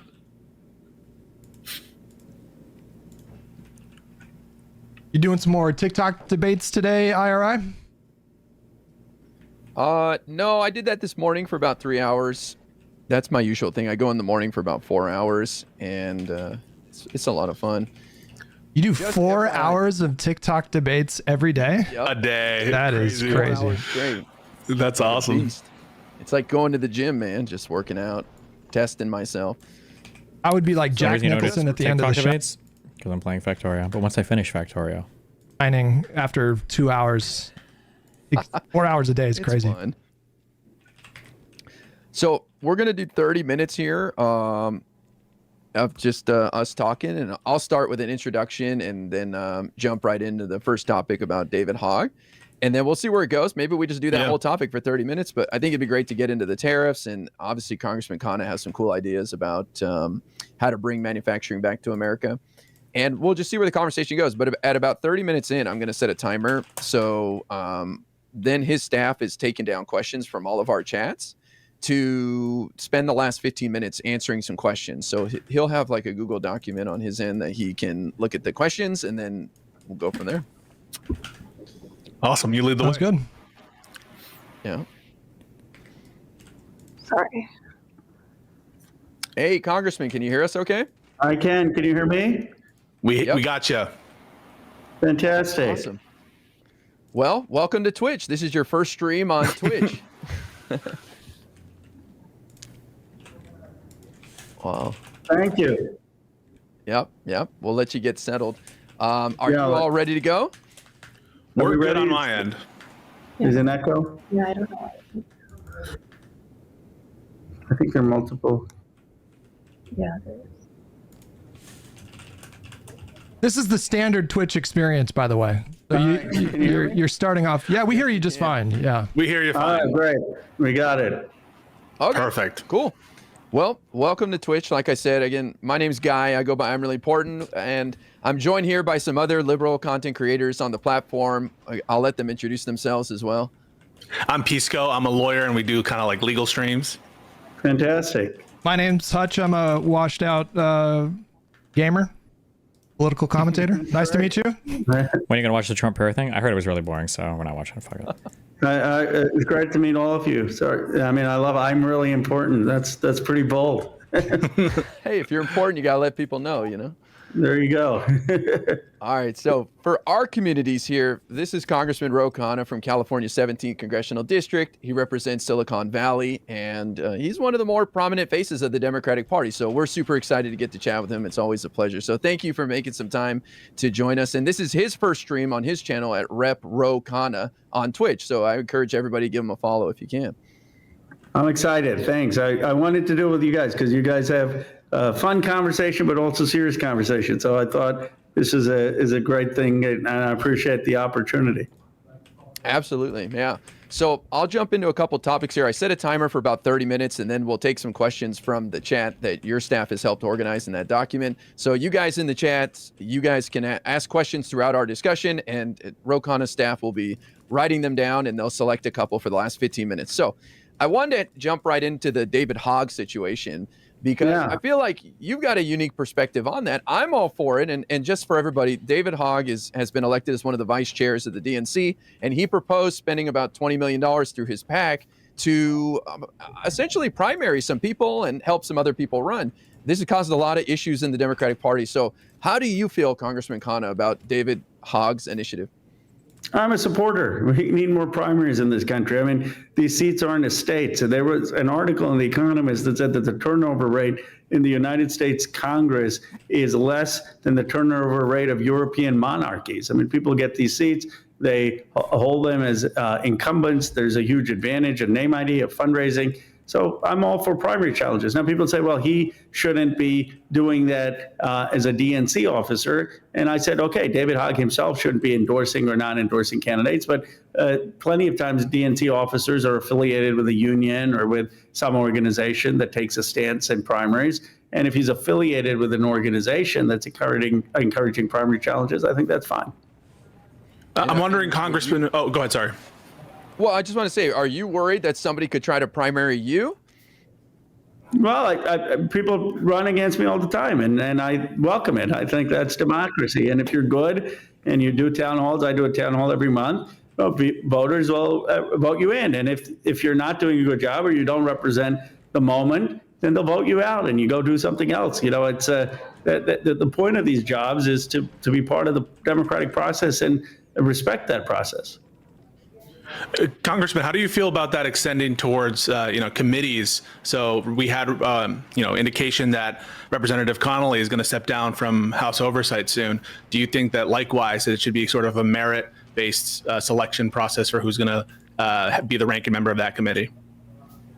I do. I think there's a good chance AOC will run, and she almost won last time, and she seems like a good person in that role in this moment to hold Trump accountable. And we need people who are going to break through in the media and the social media. And I had supported her last time, and I would support her again this time if she runs. Congressman, I wanted to ask you, how do you balance the need for solidarity in the face of MAGA, the Trump movement? Certainly a lot of solidarity is required if you want to do any kind of blocking in the minority party, with this sort of desire to get fresh blood in there. Do you think you have to balance these things? How do you do that calculus? And that's a really thoughtful question. I believe that when it comes to the issues and it comes to our strategy, we need to be unified. So I've been going to red districts, doing town halls. I've already done 5 of them in red districts in rural Nebraska, New Jersey, rural California. 500,000 people showing up. One of the Congress people, David Valdeo, already flipped his vote. He was, we had voted for Medicaid cuts. Now he's saying he won't vote for Medicaid cuts. So it's working. So we need to be unified in doing town halls in red districts. We need to be unified in calling out J.D. Vance and painting him for the extremism that he is. We need to be unified in standing up for Abrego and people who are being deported without due process. We need to be unified in calling out the absurdity of arresting in handcuffs state judges. There, the party needs to be unified and engaged in solidarity. But that doesn't mean that all of us are indispensable. You know, Charles de Gaulle once said that the graveyard is filled with men who thought themselves indispensable. The point is that democracy requires renewal. So you can say, let's have robust primaries in 2026 while still being in solidarity for what the strategy of the Democratic Party is. Yeah, one of the criticisms I heard was from Donna Brazil, and she said that these are safe blue seats that would be targeted where women and minorities have been able to get seats and their representation would go down. Do you think that's a valid concern? The Discord thing is loading. You could have minorities that are running as well, right? I mean, if there's, for example, I'm Asian American, and I ran against a Democratic Asian American incumbent. So the idea that the next generation may not be diverse, in fact, many of them will be probably even more diverse because they just represent a new generation. So you can have young African Americans, Latino Americans, Asian Americans running, people of the LGBTQ community. And I think otherwise you have a situation where a lot of the young minorities are in safe blue districts and you're telling them just wait around.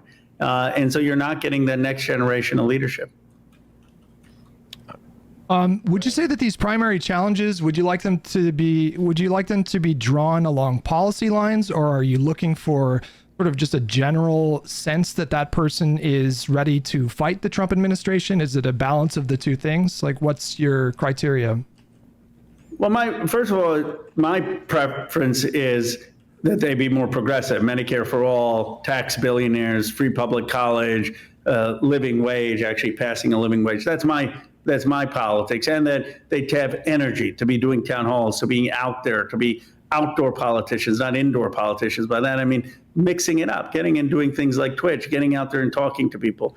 But it's not for me to decide. It's for the people to decide. I just think that there ought to be primaries. If someone wants to primary someone from my right or from the right, fine. I mean, let people decide. I think the one thing we should all agree on in this country is that the political class has been frozen, has been static, that the people want new voices, new energy, new ideas. And while I am ideologically progressive, I support the idea of primaries regardless of the ideology. Did you think that that's one of the reasons? I don't know how I feel about this. This is the same thing that the David Hall guy was talking about, right? And the other show, that they're trying to do this like special primary thing to get rid of I don't know, weak Dems or whatever, people weren't willing to fight enough or whatever. I don't know how I feel about the party fighting against itself right now. I don't know if it. I don't know how I feel about it. I don't know. We'll see how it plays out. The problem I have, what it's all going to come down to, is the candidates they choose and the districts they choose. Because the David guy was saying some things that I kind of agree with. That he wasn't making it sound like they're going to go after, like Dems in purple districts with ultra progressive candidates, which was like the retarded ultra progressive strategy last time. It was stupid and it failed. And it seemed like he was aware of that. He's like, we don't have any intention of doing that.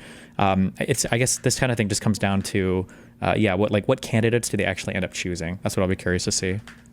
Reasons, people will often cite the lack of a competitive nature of the presidential, primary process after President Biden stepped down in 2024.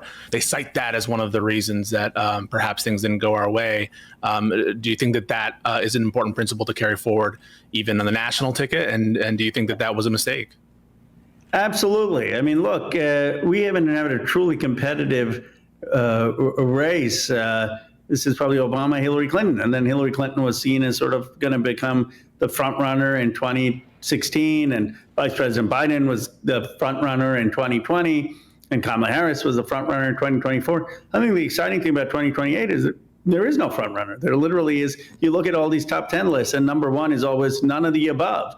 And so you're going to have 10 to 15 people competing with new ideas, new energy, and that's going to energize people, and that's going to help bring momentum around whoever becomes the nominee. So I think that's very, very exciting. Now, at the time Biden dropped, it was so late that I don't think we had any choice but to coalesce around Vice President Harris. I think having a competitive primary 100 days before a general election is not going to be very successful. But I wish we had a long drawn-out primary, and it seems that's what we will have in 2028. I'm curious about oversight. It seems like AOC, just as a side note, AOC would be the next person to get it. How come you don't run for it? Well, my focus has largely been, as you guys know, on an economic agenda, economic patriotism. I want to build new industry, new jobs, new technology in places like Lorain, Ohio, Johnstown, Pennsylvania, Orangeburg, South Carolina, Milwaukee, Wisconsin. I want to see what the Democrats' economic vision can be. I'm more suited to be a leader on the China Select Committee that deals with issues of trade and deals with our primary, and it seems that's what we will have in 2028. I'm curious about oversight. It seems like AOC, just as a side note, AOC would be the next person to get it. How come you don't run for it? Well, my focus has largely been, as you guys know, on an economic agenda, economic patriotism. I want to build new industry, new jobs, new technology in places like Lorain, Ohio, Johnstown, Pennsylvania, Orangeburg, South Carolina, Milwaukee, Wisconsin. I want to see what the Democrats' economic vision can be. I'm more suited to be a leader on the China Select Committee that deals with issues of trade and deals with our technology and security interests. Wait, why were people putting "nah" in chat? Did I miss something?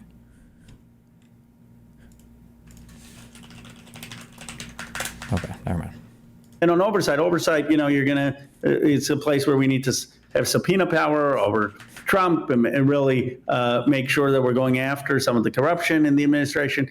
And I just think AOC's fire. He said Ohio, gotcha. And in holding the administration accountable could be good in the role. So to me, it's less about ego. It's like a football team, right? I mean, not everyone has to play quarterback at every play. Like you got to have different people in different positions and have people do the things that that are their strengths. On the tech stuff, are you drawing any inspiration from Derek Thomas and Ezra Klein and the abundance framework? There's some, I think, tension between that movement in the party and also some of the progressive left in the party. Where do you see yourself in that discussion or debate? Well, I'm a fan of their work, nice. but their work just says let's build stuff and let's not have restrictive zoning. I agree. Let's make sure that we have fast permitting for important national projects without compromising environmental standards and safety standards. I agree, but that's not enough to build stuff. We also need federal financing, a national investment bank. We also need the government to say, if you build it, we'll buy it. We also need massive investment in workforce development, whether they're tooling engineers or precision machinists. We also need a ability of people to have health care so that the health care. Weren't you kind of fighting with the party when you were talking about having a smaller tent and kicking out people who don't simp for the candidate? Simp for the candidate? No. But your political party should only be made up of people that want political power. If people don't want to do politics, then they should be kicked out and you should relegate them to YouTube or whatever else. Political parties should be exclusively for people that want to obtain and exercise political power. Care costs aren't $25,000 a year that prevent companies from hiring people, and so that people have health care from the day they're born and can switch jobs. We also need child care so women can work in this country and actually go to build things. So my view of it is it's a part of a broader agenda, but just having permitting reform, just having less restrictive zoning on housing isn't going to allow America to build. It's going to take a lot more comprehensive policy. Go ahead, Ira. You want to ask another question, Hutch? Because I want to go over to tariffs here in a moment. But if you have another question about that, go ahead. Just one more question. Yeah, I see the current moment. Obviously, nobody on this panel wants Americans to suffer as a result of Trump's failed economic policies. But as I see it, I feel like it presents you guys with a unique opportunity to draw a contrast. It's like the perfect time to introduce economically populist ideas to contrast with this current failure. Do you see similar inroads in this moment? I do. I said Trump has committed the cardinal sin in American politics. He's destroyed wealth. He's gone after people's money. And it's like no one cared when he had criminal indictments or when he had affairs or when he did insurrections. But you can't destroy people's wealth in America. And so it gives us a opening. And is Ezra Klein saying otherwise? But just don't ever expect, far lefties cannot honestly engage with anything related to abundance. It's brain breaking.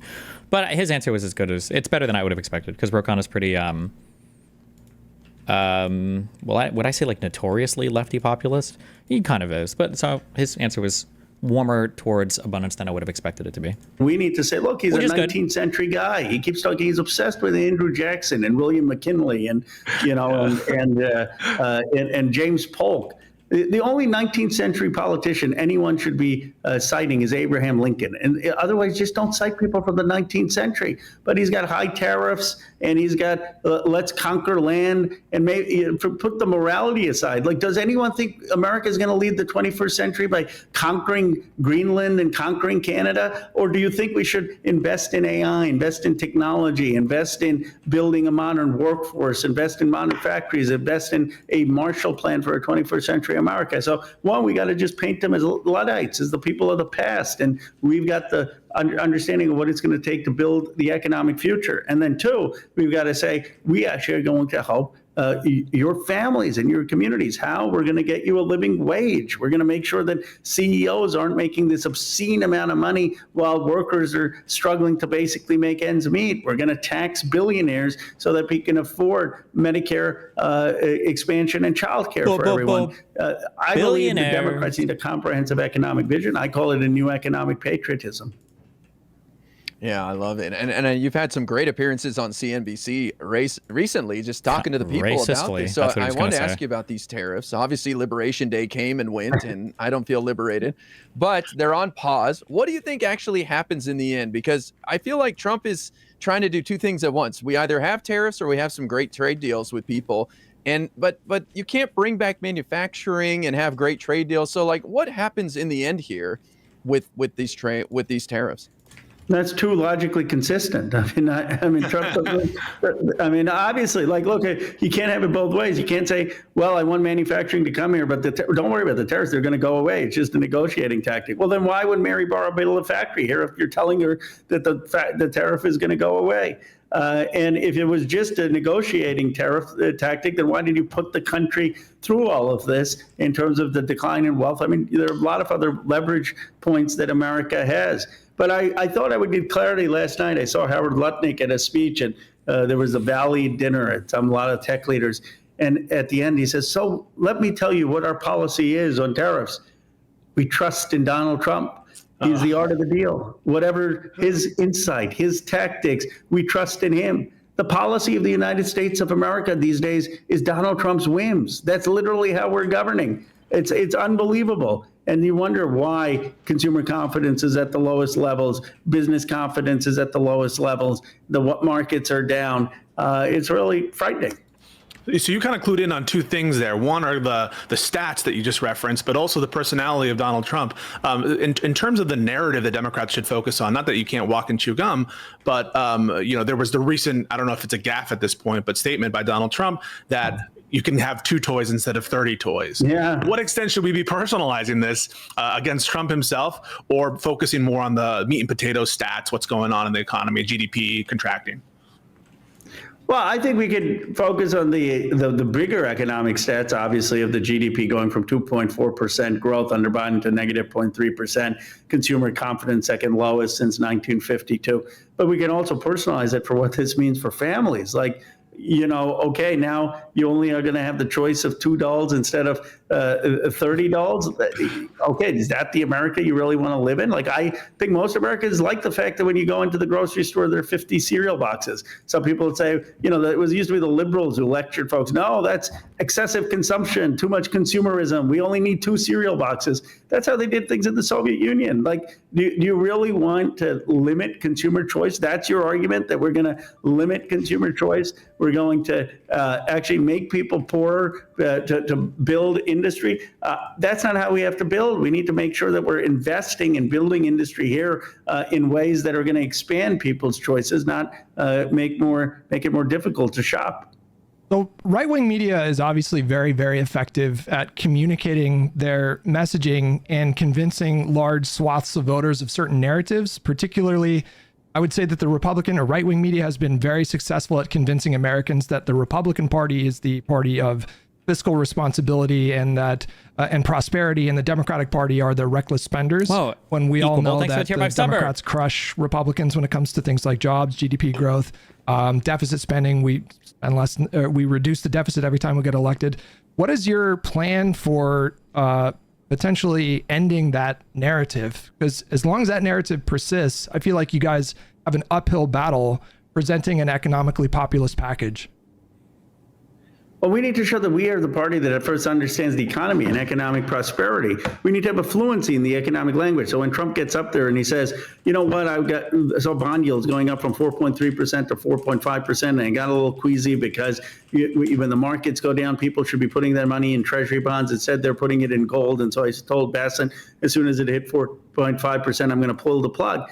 It was all nonsense, his policy, but he has a fluency in economic language to be able to go on Squawk Box and say, I know what I'm talking about. Democrats need a fluency in economic language. I worked it was under the Obama administration, the Commerce Department. I taught economics at Stanford. I wrote 2 books, and I represent Silicon Valley that has $12 trillion of wealth. So when I speak about the economy, people say, okay, that Indian guy in Silicon Valley, well, maybe he knows something about the economy. And maybe know something about how our kids, our families are actually going to have real economic jobs and economic security in the 21st century, not just building roads, not just building old factories, building the modern stuff that's going to build prosperity. The Democrats have to speak the language of economic growth, economic prosperity, economic opportunity. And then we need to do the math, have a calculator on the deficits.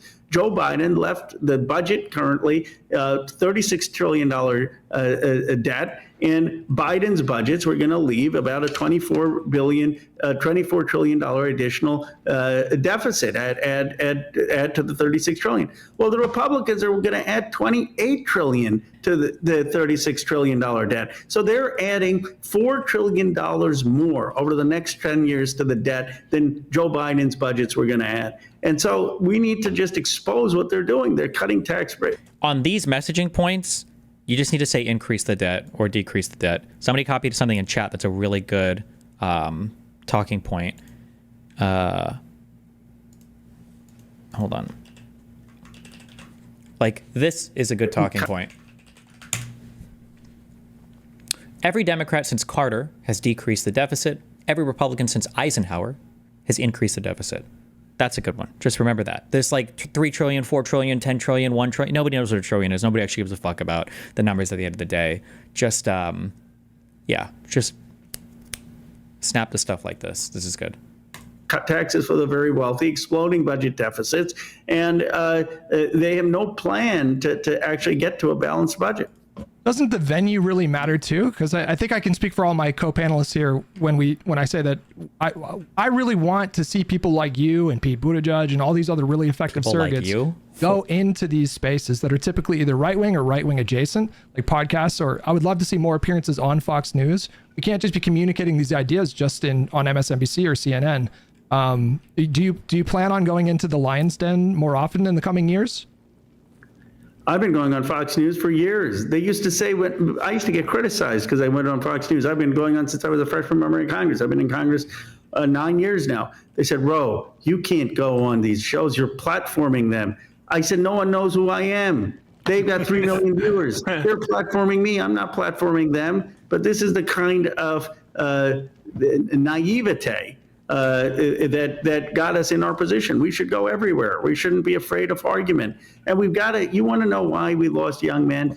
Talk to some young men. They got I mean, you talk to them all the time. They were afraid that if they told the wrong joke, they would get in trouble. They get canceled. That if they said the wrong word, they would get laughed at, and they were on eggshells. We got to say, no, you know, yes, you got to understand people's dignity and not offend people, but we can't cancel people just because they said the wrong word or have a wrong opinion. We've got to allow a free debate, and you got to show that's not just rhetoric. You got to go on to show you spar with folks, that you can take it if someone has a different opinion, that you're not going to judge and cancel folks.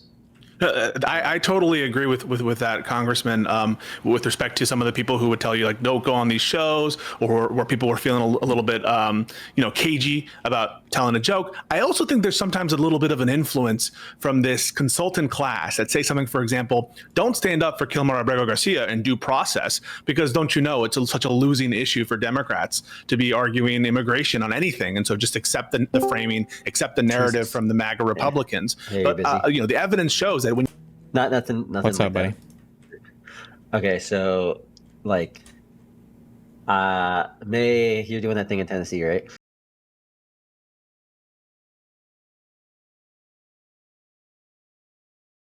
Oh, wow. How's life going? Can I get a welcome to the jungle? TD and Panda. Welcome to the jungle, buddy. Vaush vid. The Vaush pit. Recent data from eHarmony's 2025 dating diaries found that 28% of Gen Z singles said differing political views could cause them to turn down a date, compared with 21% of millennials. For eHarmony, too, this is like boomer. So what Gen Zers are using eHarmony? An October poll from the New York Times and Siena College poll showed a striking 51-point gender divide among Gen Z voters. Women aged 18 to 29 favored former Vice President Kamala Harris over President Donald Trump by 38 points, while men in the same group favored Trump by 13 points. No other generation exhibits a gap this wide. Wait, this is old. 15 hours ago. Okay. Sheesh. Sheesh. I don't want to give women credit because they're annoying, but, you know, seems like they're out here trying to save civilization. Gen Z plus eHarmony equals sugar babies. You think so? I'm 100% convinced the falling birth rates are caused by plastic pollution. Nah, it genuinely, it seems like the main cause of the falling birth rates is just that people used to be more bored than they are now. And that's it. People are less bored, there's more stuff to do, and also the expectations for raising a child are a lot higher. I mean, birth rates have fallen literally everywhere. It doesn't even seem to be that much determined by politics. They've fallen in Saudi Arabia, you know? Is birth rates falling bad? Yeah. I mean, if you want, like, society to be stable, you want to eventually hold it at a more or less consistent population, give or take. Isn't that like a developed countries thing? Yeah, but the birth rate is falling everywhere. Everywhere. Hot countries, cold countries, poor countries, wealthy countries, countries with a lot of provisions for like maternity leave and like the government gives you a care package or whatever, countries where those things don't happen. Everywhere, all across the board. It's just, I think a lot of it is just capital kind of like forcing people to optimize every second of their life. Birth control for sure. No, people always want to fuck, but now we have birth control. think this is something I said before. I don't know how you would, I don't like what logical argument you would deploy here, but like, if evolution provided you with a tool to reproduce, but you found a way to utilize the tool without reproduction, people can get into a weird world where they think we're wired to reproduce, but we're not actually evolutionarily wired to reproduce. We're more wired to use the tool being sex or orgasms, right? So if women can have sex without birth control, and if men can just, bang with birth control, whatever. Gotta say women with birth control. Then you're in kind of a weird world, because there's a lot of people on the planet that assume that, oh, like women and men are naturally gravitating towards making families and doing all of that.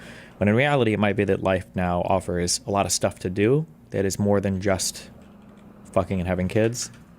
And that might be a large competitive, a lot of competitive pressure on things that didn't used to have competitive pressure on them. Where they fall behind. A lot of it is also like social and cultural standards about child rearing are shifting more towards individual care, which is really, really difficult for parents. And also it's them dang video games. Like, why raise a kid when you can spend your entire life having fun? Women having rights? Yeah, but again, they're dropping in Saudi Arabia too. They're dropping in like sub-Saharan Africa, right? They're dropping in places where women's rights are not exactly great. And plus the availability of birth control, it just seems like if people are gonna no matter what. And if people have the ability to not have a kid, I think most people are just gonna choose that. If you gave birth control, like made it ubiquitous 600 years ago, I bet you there would have been a lot less children. Isn't it better for the climate if there are less people on Earth? Is it really so bad there are 8 billion people on the planet? I wouldn't mind the global population dropping to like 6 billion. Okay, but think long term. The replacement rate isn't, or the birth rate isn't dropping because we're reaching a cap. It's dropping because of other conditions. It's not going to drop to 6 billion, you stupid bitch. Whoa. It's going to drop to 0. We got a B word. If you have a below replacement rate, we got a B word coming out real early. Eventually, the population drops to none. It's not tapering down as we approach a cap. It's tapering down, period. It keeps going down. Like, that's the implication of the data isn't that we're going to level off at 6 billion humans. It's that the human population just goes down irreparably. Can we get it below 0? This is not a safe space for antinatalists. I'll have you warned. You've been warned. Don't get banned. People who celebrate the death of the human civilization when they get banned for 30 days from Vosh's chat. No! It's not fair! No! Sorry. I feel like antinatalism is a very reactionary tendency. I agree. It's like a subset of misanthropy. And misanthropy is like stupid edgelord bullshit that I... Isn't it misanthropy? No. Misanthropic. Misanthropy. I don't respect. You should really just add NL's I can't emote. No getting around the accusations, huh? What would be a reasonable solution now? I don't know. Have all the birthing being done by like women birth slaves. Mothers, like as a yes. job. You try to reach some kind of quota for different districts or birth slave. Yes.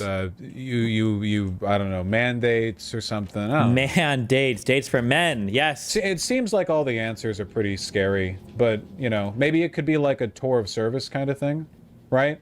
Like, if nobody wants to have or raise kids on their own, it's like, well, rather than serving in the military for 4 years, you actually get, like, bread. Which a lot of you would volunteer for without pay, to be fair. So I don't want to hear any complaining. You know the breeding camps was a Nazi thing, right? Can you not be dumb?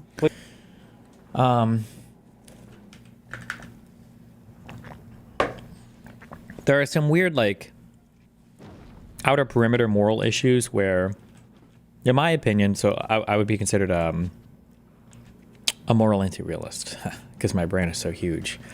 I think that morality is kind of an abstracted thing from a bunch of human preferences, yada yada bullshit. I think one issue you run into if you're of my disposition, is that there's a lot of kind of human morality that we all believe is some fundamental law of the universe, but in reality it's just kind of like a convenient way that our lives are put together. And when you start testing the boundaries of some of that stuff, it's a very unsatisfying, I guess, adventure to go on. So one thing that we don't really have to think about ever, we've never really thought about it ever, is like, do we have an obligation to make enough humans to further humanity? Like, people are always fucking, people are always making kids. We don't really have to think about that. We've never thought about that before. And the answer to that question would kind of be really terrifying. Like, what does it mean to have an obligation to make children? But again, we've never thought about it before. But if we hit an area where we have to start to think about it, there's a bunch of really weird questions that very quickly take you down a bunch of very uncomfortable pathways. Like, do we start forcing, men and women to have kids? Do we start forcing people, or like making birth control illegal? Or, what does that look like if we can't incentivize? And then even basic questions like, what obligation does an individual have to the human race? Like, is somebody selfish for not having a child because they're not fulfilling their mandate to replenish the population of the planet? I don't know. Like, it's very weird. Please. When the pro-natalist camp talks about raising birth rates, they are talking about white people. They want a white ethnostate to raise white birth rates. I'm just talking about the general trend of birth rates declining. I don't give a shit if we're black, brown, white. And I don't think there should be, like, coercion to it either. I think that for a lot of people who are born with a womb, if you were like wombing people, yeah, you'll get like a really cushy job basically, and for 2 years you literally just have to like sit around and eat enough food to sustain yourself and the fetus. This is literally no different than what the Trump regime is proposing with their medals for mother shit. I mean, it is different. Medals in for a variety of ways.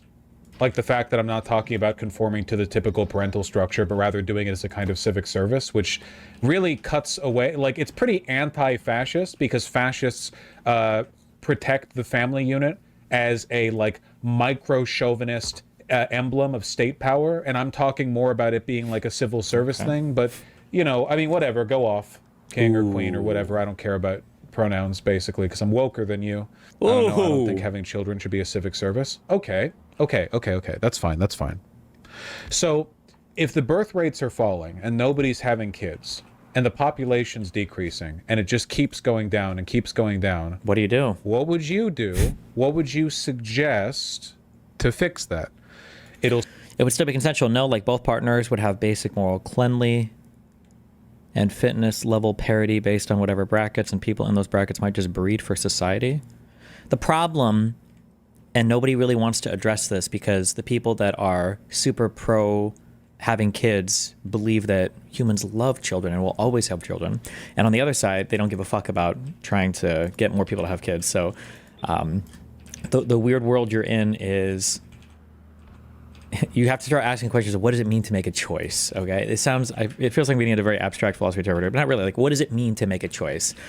So if I tell you that, hey, you can go to the store and you can either get candy bars or you can get healthy food, and you're like, okay, fine. Like, you have the freedom to make that choice. And then you go to the store and all the candy bars are $7 million each, and all the healthy food, is like $5 a package.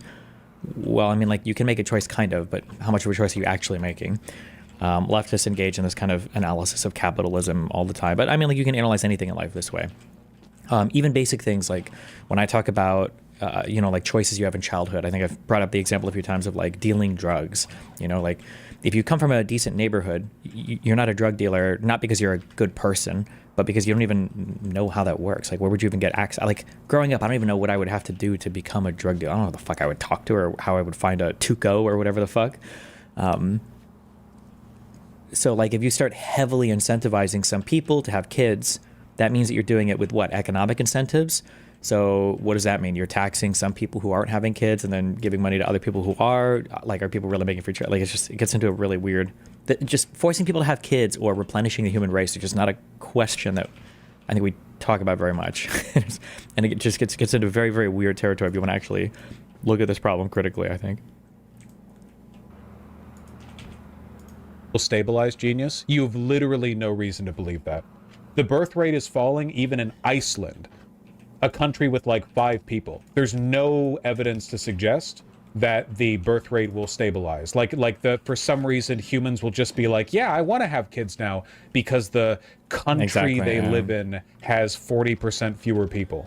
Like somebody donated and just said that. I've done no research, but I tend to think people have kids when they think they can take care of them, i.e. at least having a place to live. That's necessary, but not sufficient. Like you have to feel like you're in a good place in your life to have kids. That's a necessary thing, but just because you have that doesn't mean you're gonna have any. Like you could just not give a fuck, right? I mean, like you can even look at society today and the way that it's structured to know that that is absolutely true. The wealthiest people in society don't have the most kids, and they're the most suitable to have kids, right? And the people who are generally the least wealthy in society, like yo mama, are having tons of kids. So I mean, that doesn't seem to be the thing that's causing people to have kids. That's just like a necessary thing generally before people choose to have them.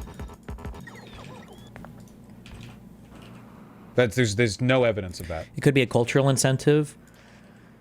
You can do it. I think cultural incentives, actually do work, but it has to be a really strong cultural incentive.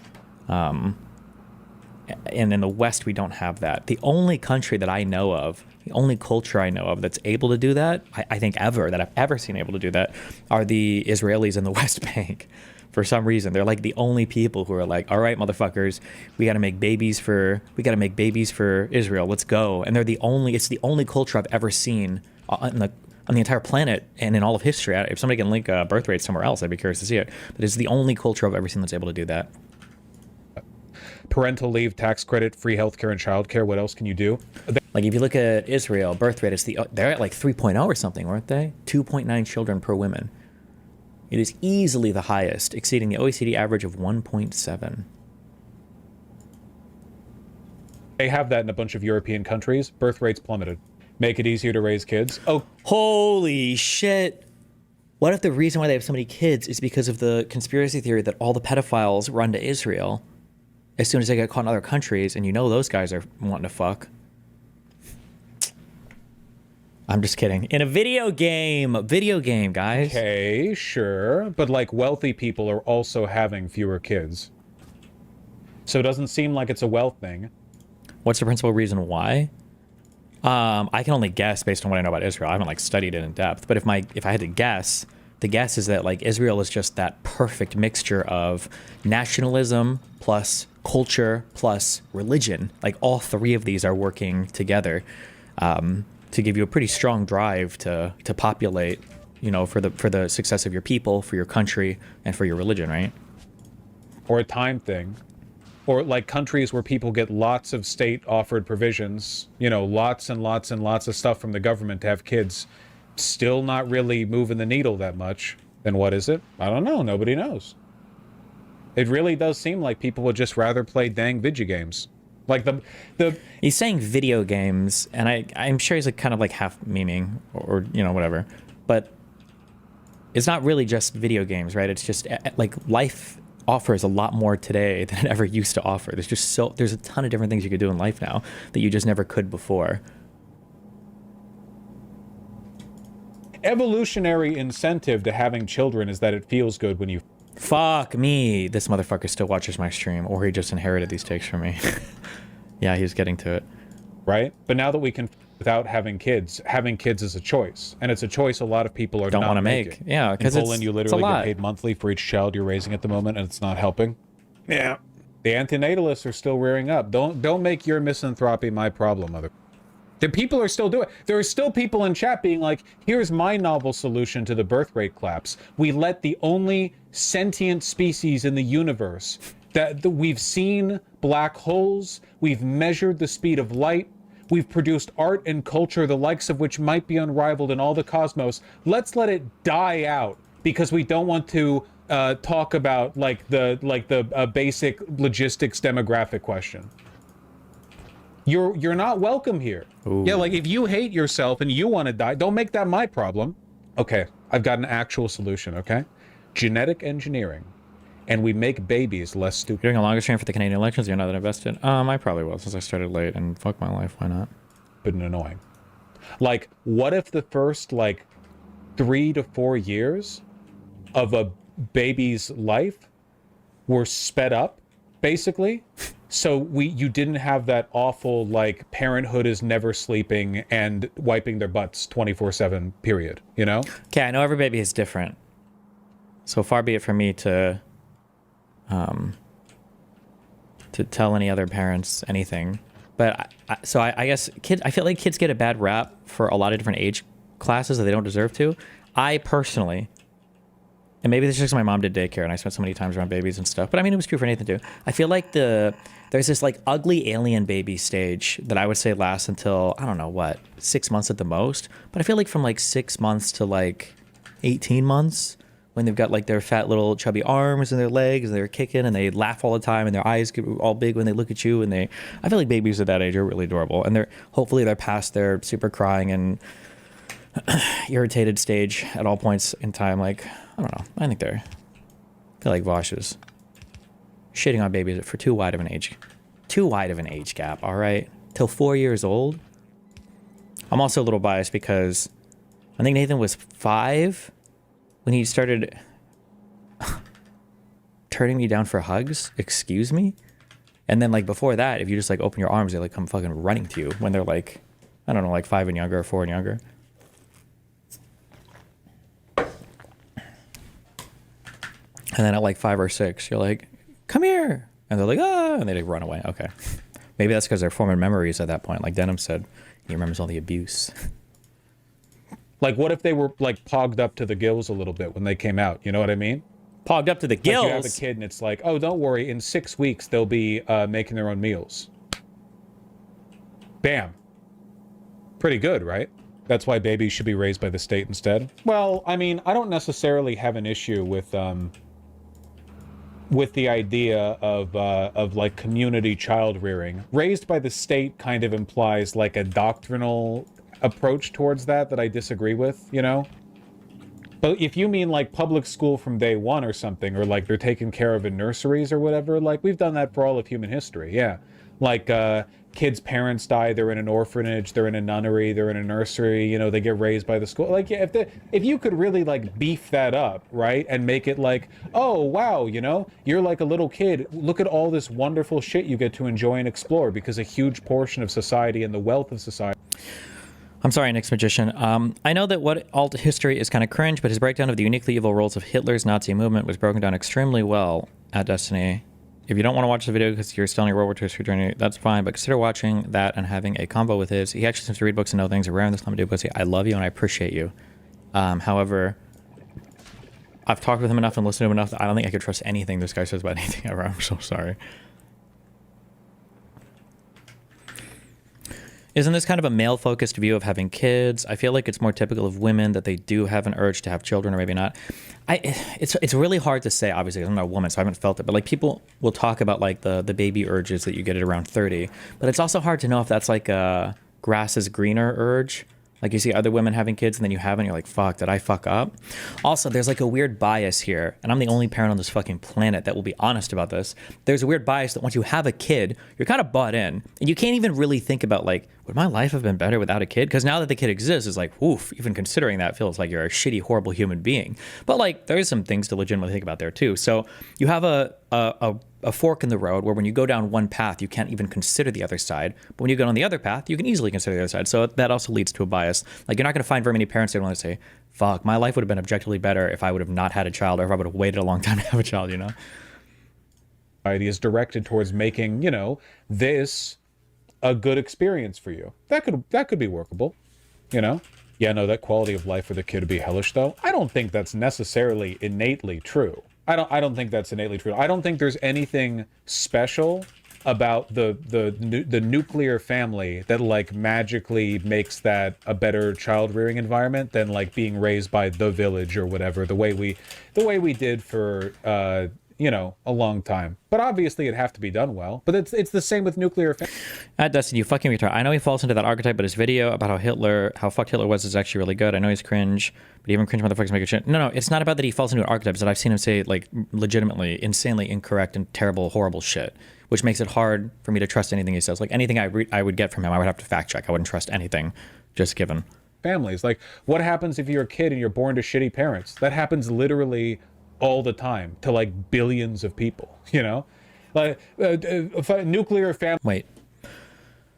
Vosh used to be Destiny community to a huge fallout in ideology, and also Vosh not defending Destiny from his community, doxing, harassing Destiny. I don't know if Vosh's community ever doxed me. I don't know if that's the case. Also, I don't usually claim people harass me. I don't even know what the fuck harassment means. That's kind of cringe. The thing that was irritating me was his roommate / girlfriend was literally posting videos and shit on Twitter. She was the one that posted that huge Rittenhouse thing, and the community was like trying to get me my YouTube and shit banned from everything. That's usually a big red line. It was like, hold on, you're trying to get my shit banned? Hello? But I don't think Vosh's community was ever like doxing me or anything like that. Example, I'll stop watching anything from him if you have solid reasons. No, bro, I don't have, dude, it's been so long. I don't even remember what our last fights were about. Listen, you don't have to believe me. I'm not saying don't ever watch or whatever. I'm just saying that I remember this from in the past. I don't know if we were arguing, and when I say we, I mean like there was a whole community of people arguing with them over if it was like SJW related stuff or something, but. Family defenders when posed that question, don't think about it. Okay. It happens all the time, but okay. Yeah, sorry, loser. Should have been born to good parents. Why is it called the nuclear family? Because the term came about in the atomic age. It was like the meant to be it, along with like suburban development, the white picket fence. It's kind of weird that there are a whole bunch of ages that, at least I personally still associate with kind of like futurism or like the future, but that are just old. Like the space age was like the mid to late 20th century, 1900s. Like the space age is very old, the nuclear age is very old, but they still sound like kind of futuristic if you think about it, you know? 2 parents, 2.5 children, a dog. Like it came about during the atomic. Didn't they try to get you banned? Yeah, they tried to get me banned, but I don't think they ever tried to dox me or anything like that. Okay. And I don't know if I'd say they harassed me. I don't know. I just don't like the term harassment. I just feel like it's so vague and people. I don't know if I ever said that about them. Maybe I did, but. It's like in the new nuclear world, this is what a family looks like. Maybe just communal childcare. Yeah. Live births per woman. Man, look at that. That is crazy. Live births per woman, and the range of the chart is 1.6 to 1.2. Like nice. The chart's range doesn't even reach replacement rate. That's not good. No, it's not. It's not good at all, actually. It's actually like really bad. Still not as bad as Korea. Well, Korea is literally the worst in the entire world. So yeah. Korea is below 1. This might make housing prices better. Well, okay, at some point, housing has to improve a lot because a bunch of old people die, right? That is going to happen at some point, right? That must be the case that at some point that happens, right? At Destiny, so you're bullshitting of no actual basis. I know he's a dumb conservative ideas, but can't poke any holes in his history knowledge. Are you afraid of him, lol? Why are you? I don't understand. You watch me so much. Like, I see you in chat all the time. Is that, if that's your opinion of me, I don't, okay, yes, that is, I actually have absolutely no reason whatsoever to not like or trust his takes. I don't have any reason whatsoever. It's literally just an emotional feeling that I have because I'm afraid of him, I guess, or I'm afraid of a challenging conversation. You got me. Yes, that is correct. Good job. It's kind of crazy though, huh? France is doing the best because we all know they love romance. Italy's cratered, Spain's cratered, Greece is cratered. Poland is cratered. Vosh, countries that are good to live in have close to replacement rates. No, they don't. Look at Sweden and Finland and shit. Yeah, why would you say that? These That's are not even countries that remotely have true. literally like the best social safety nets, provisions, the best like childcare assistance. France isn't even at replacement level. Like, no. What's Russia look like? Not good. Is 2 replacement level? Chad has a fertility rate of 5. Well, all the African countries are decent on replacement, but those have all been falling as well, right? Like 2.05 when you account for kids dying or whatever. France has a higher birth. I just want to know why you're being such a baby about it. Just say no, I don't have a reason. You don't need a solid reason for everything. I don't need a solid reason for everything. If I didn't want to watch it, I would say, no, I don't want to watch it. But I remember in the past him arguing about certain things, and I felt like his takes were dog shit, and he was politically insanely compromised. Like he was on a huge reactionary against the left kind of bullshit phase or whatever. And when I see people like fall into that and then start making weird claims, I don't remember what was being argued at the time, it makes me not trust their other takes. I'm not sure. Maybe he might have good videos. It might be a really good take on Nazi whatever stuff. It might be. I'm not saying it's bad. I'm just saying that it wouldn't be worth it for me to watch right now because whatever I would see from him, I would have to go and fact check on my own. So why wouldn't I just do the research myself? That's what I'm saying. Right, because they get immigrants from sub-Saharan and North Africa. That's true. Keep in mind, who are you talking about? That the alt history guy, the what is alt history guy. A lot of the reason these numbers are as high as they are is because of immigrants from countries where they still have a higher birth rate. You know? Well, we're not talking about population increase, Skynet. We're talking about fertility rate. So this isn't affected by immigration. Is an immigration the solution or something? Well, no. Immigration is a band-aid. Because because the birth rate's dropping in the countries with the higher birth rates as well. We have the 4-day work week. That's good. Israel is the only developed nation with a high birth rate. Yeah, but even that's tapering off.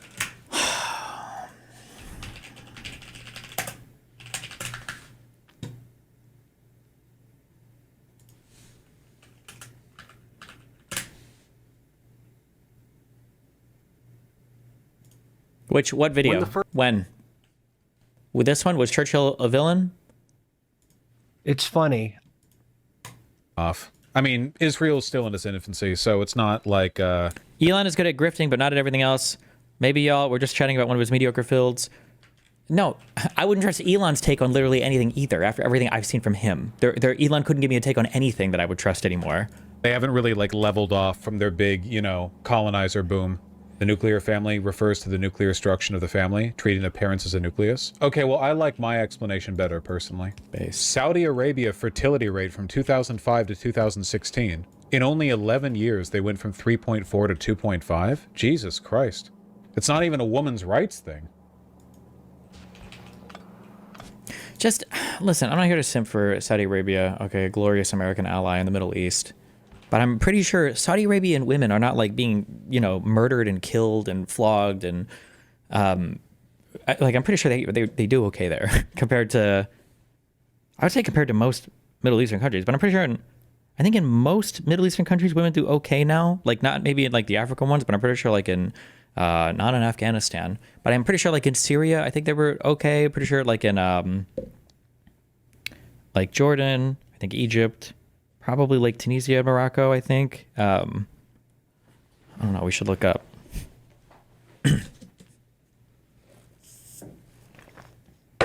Listen, they started letting women drive, okay?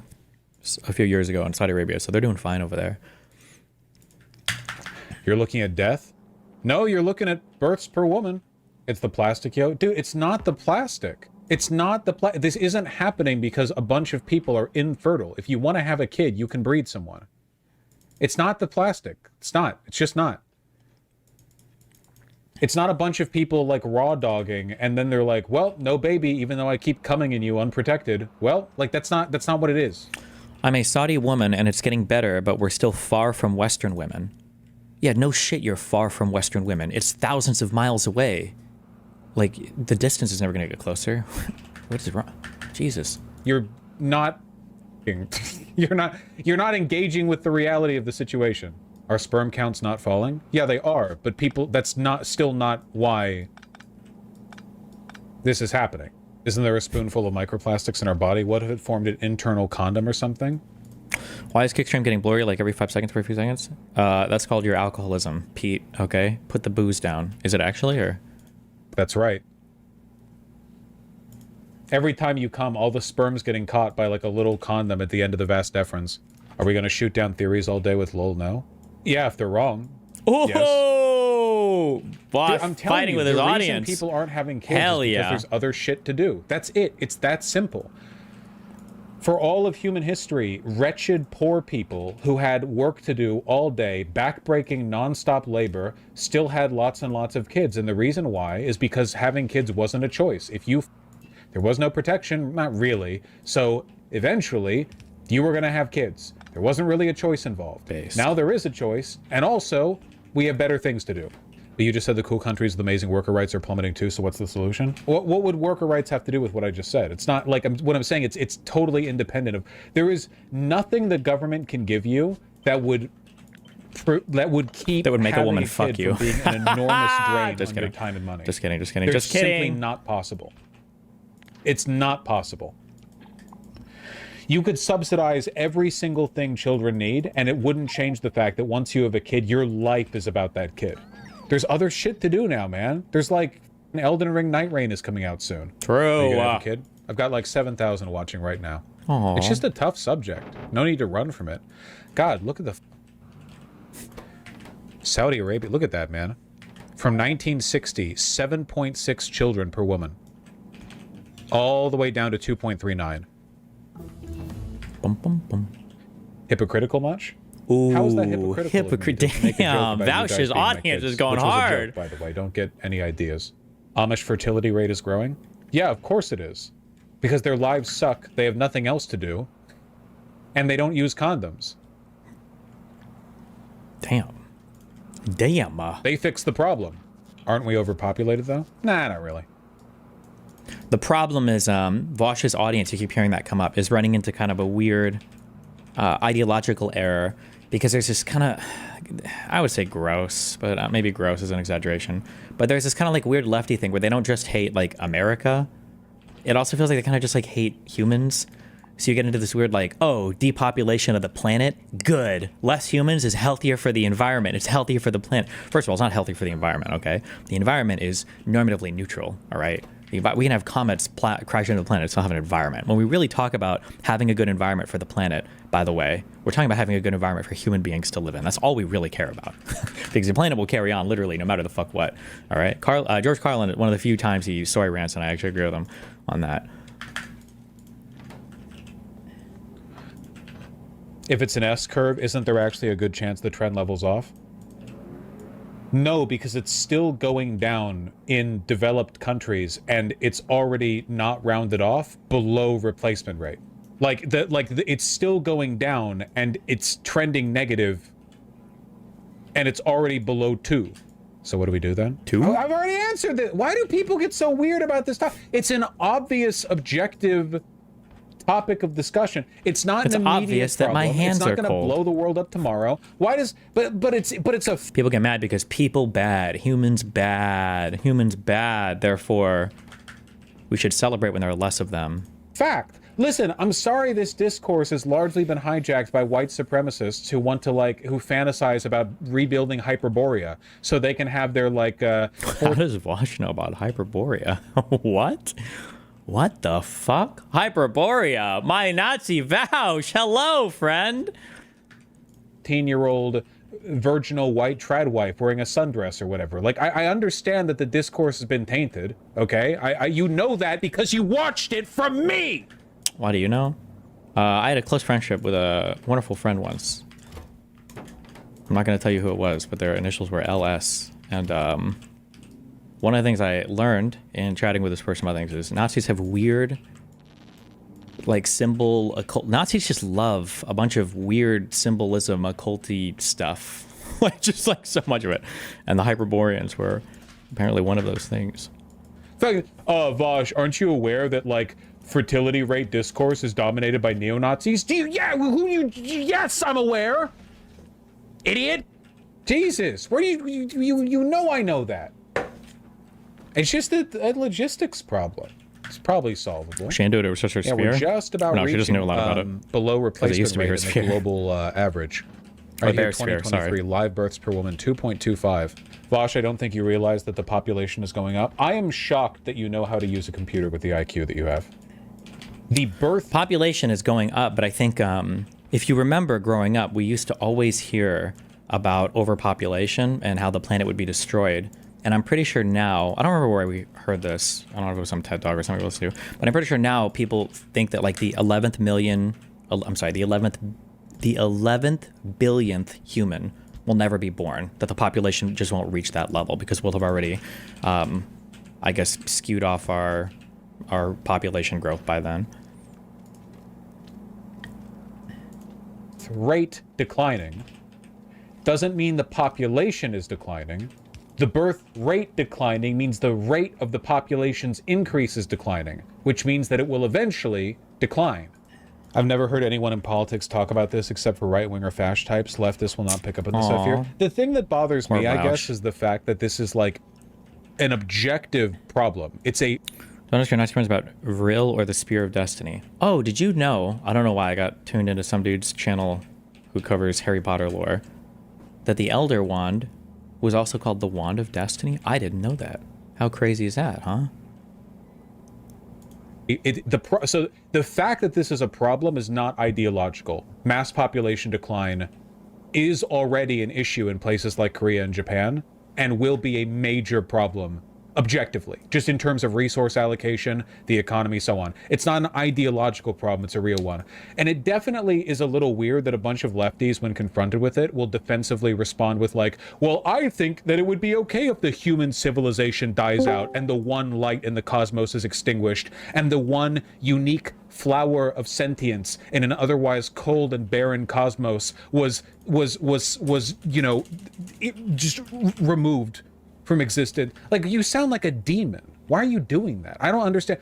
If you don't want to exist, don't make that my problem. I don't understand why that's like a default. Like, I get it. You're performatively like indicating that you don't agree with the white supremacists who disingenuously advocate for this, because white supremacists don't actually care about stuff that preserves like the human species. They love shit that destroys it. Like, they're not opposed to climate change. They don't stop war. They're not humanitarian. We know they're lying.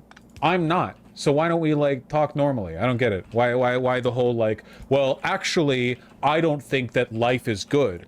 My political position on life is akin to that of Satan. So what about that, Poor Nazi? Poor Vaush. I have no respect for you antinatalists. I hope you know that. Ooh. Jesus. Ooh. Gosh, no one is saying that, lol. I have personally banned multiple people saying that and then refrained from banning other people who have said that. Is life net good or net bad? You don't understand. There is no net good or net bad without life. True. Yes, true. You don't even... So crazy. Let's make moral arguments about anything in a universe where humans don't exist? What does that even mean? What? Get the metric without life. How long did it take for fertility to fall from more than 6 children per woman to fewer than 3 children per woman? United Kingdom, Poland, USA, Greece, China and Iran. God damn. This is veering into debate bro territory. Uvis, I don't understand why you're being annoying. You think I don't recognize you? You think I don't know what you've been up to? Debate bro territory? What are you talking about? I'm just talking. Uvis is a Disco Elysium dev. So you're saying that if I permanently ban them, they'll have more time to work on the sequel? Don't convince me. Seems like most of the world had the birth rate crater in the 90s. What was going on? For a lot of countries, Pokemon came out. Industrialization, access to birth control, big social upheaval, you know? Big change. Yeah. 1910 for UK, but 1996 for Iran, 1978 for China. Skinny pants. Yeah, maybe. So everyone in favor of genetically modifying babies so they pop out kind of like self-sufficient? We're all good with that? Okay, Nick's Magician. You could have said that in the beginning, and I would have been warmer to your point, okay? By the way, alt history was like 19 when you first spoke. He's now slightly less retired, 24 years old. I have some more comments with the right words for actual interesting conversation. Sure, I didn't know he was only 19 when we first spoke. I assumed he was like 30. Okay, if that's true that he was that young, then that would have been a good thing to say. Like, oh, he was a young dipshit. It's like, oh, okay, that's possible. PF was onto something years ago. Dude, we were like 50 points away from having an action. I think that proves too much. Negative utilitarianism is the idea that the world would be better if all life, all suffering was eliminated, is a consistent belief. Okay, well, let them, you know, go be negative utilitarians. Good luck. Actual conversation. Let us know when you're all dead. You know? Leaving aside the whole, like, disingenuous, not actually caring about birth rates, but wanting the white ethno-state thing, like, the obvious, problem with that. Like, when people like him talk about birth rates or, like, mandating increases in birth rates, they basically mean camps, or like, you know, like an ethno-nationalist project. But we were so far from even acknowledging that point in the topic, because he couldn't even talk about, like, what did move the needle, you know? I think when I think about like how to solve this, child rearing should be considered an act of civil service because it objectively is. It used to be. When humans lived in villages and tribal communities, the people who would dedicate most of their time to raising the kids, that was like a job. It wasn't like a job in the sense that you got paid for it necessarily, but it was respected and valued as like a contribution to society, you know? And it takes a lot of work. It's literally like the most valuable work there is, right?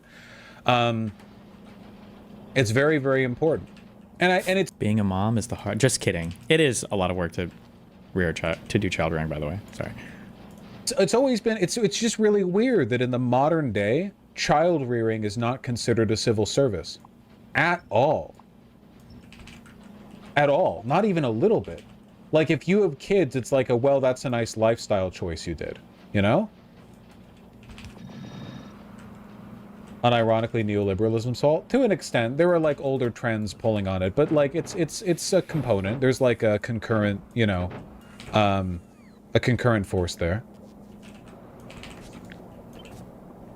Remember when we read that article in Russian fertility camps? Why? Yeah, I do remember. What does that have to do with what I'm talking about?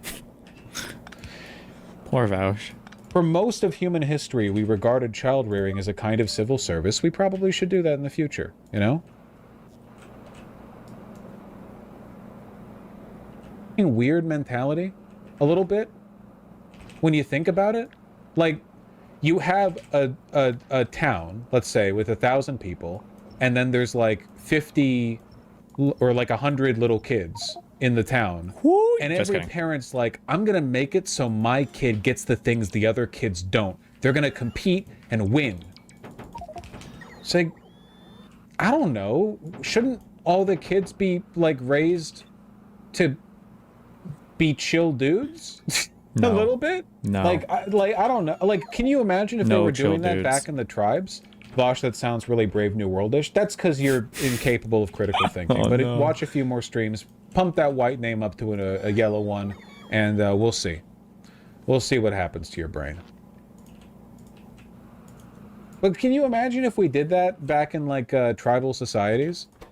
Like, you have a tribe of a few hundred, and you've got a group of kids with the tribe, and then people are like, yeah, rather than like collectively raising the kids for the good of the tribe, we're gonna like teach every individual kid like a bunch of, you know, like specific competitive values or whatever. Like, yeah, we're trying to like meritocracy the children or something, rather than thinking of them as like like members of society. Because they're members of society. They're just like stupid and little. True. Because they're kids. But they're still members of society. Barely.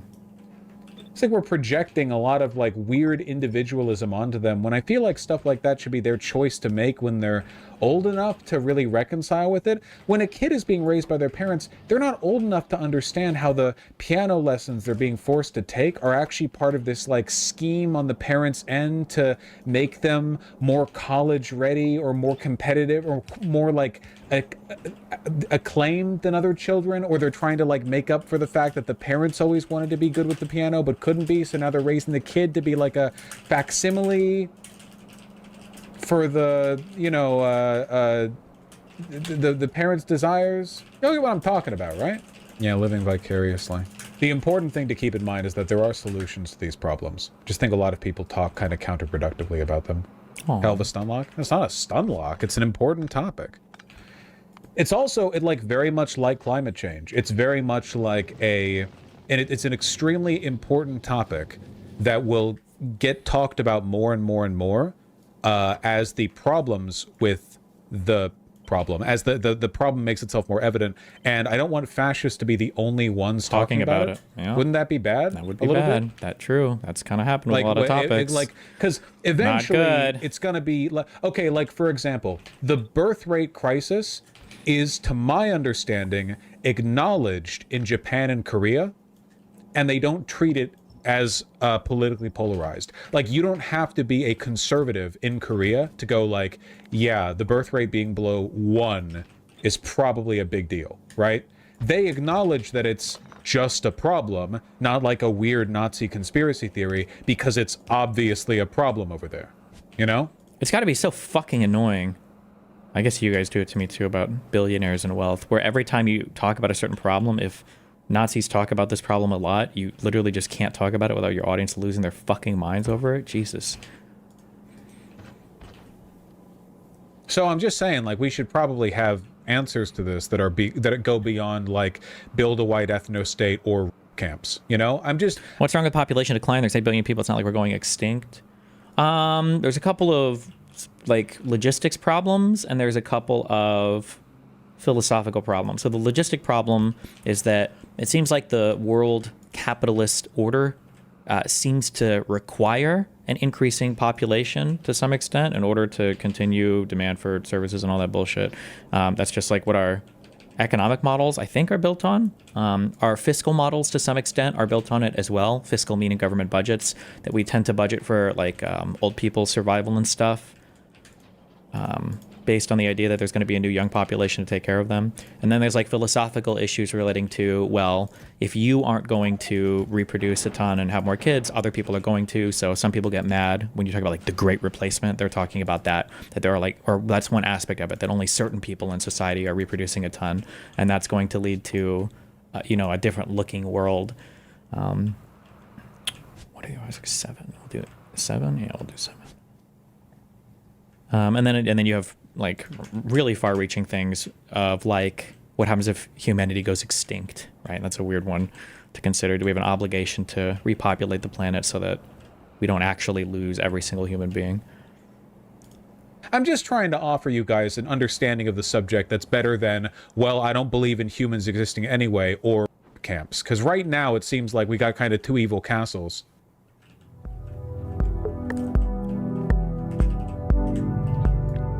I don't like this new song. Is this a new one for his channel? I don't like it, whatever it is.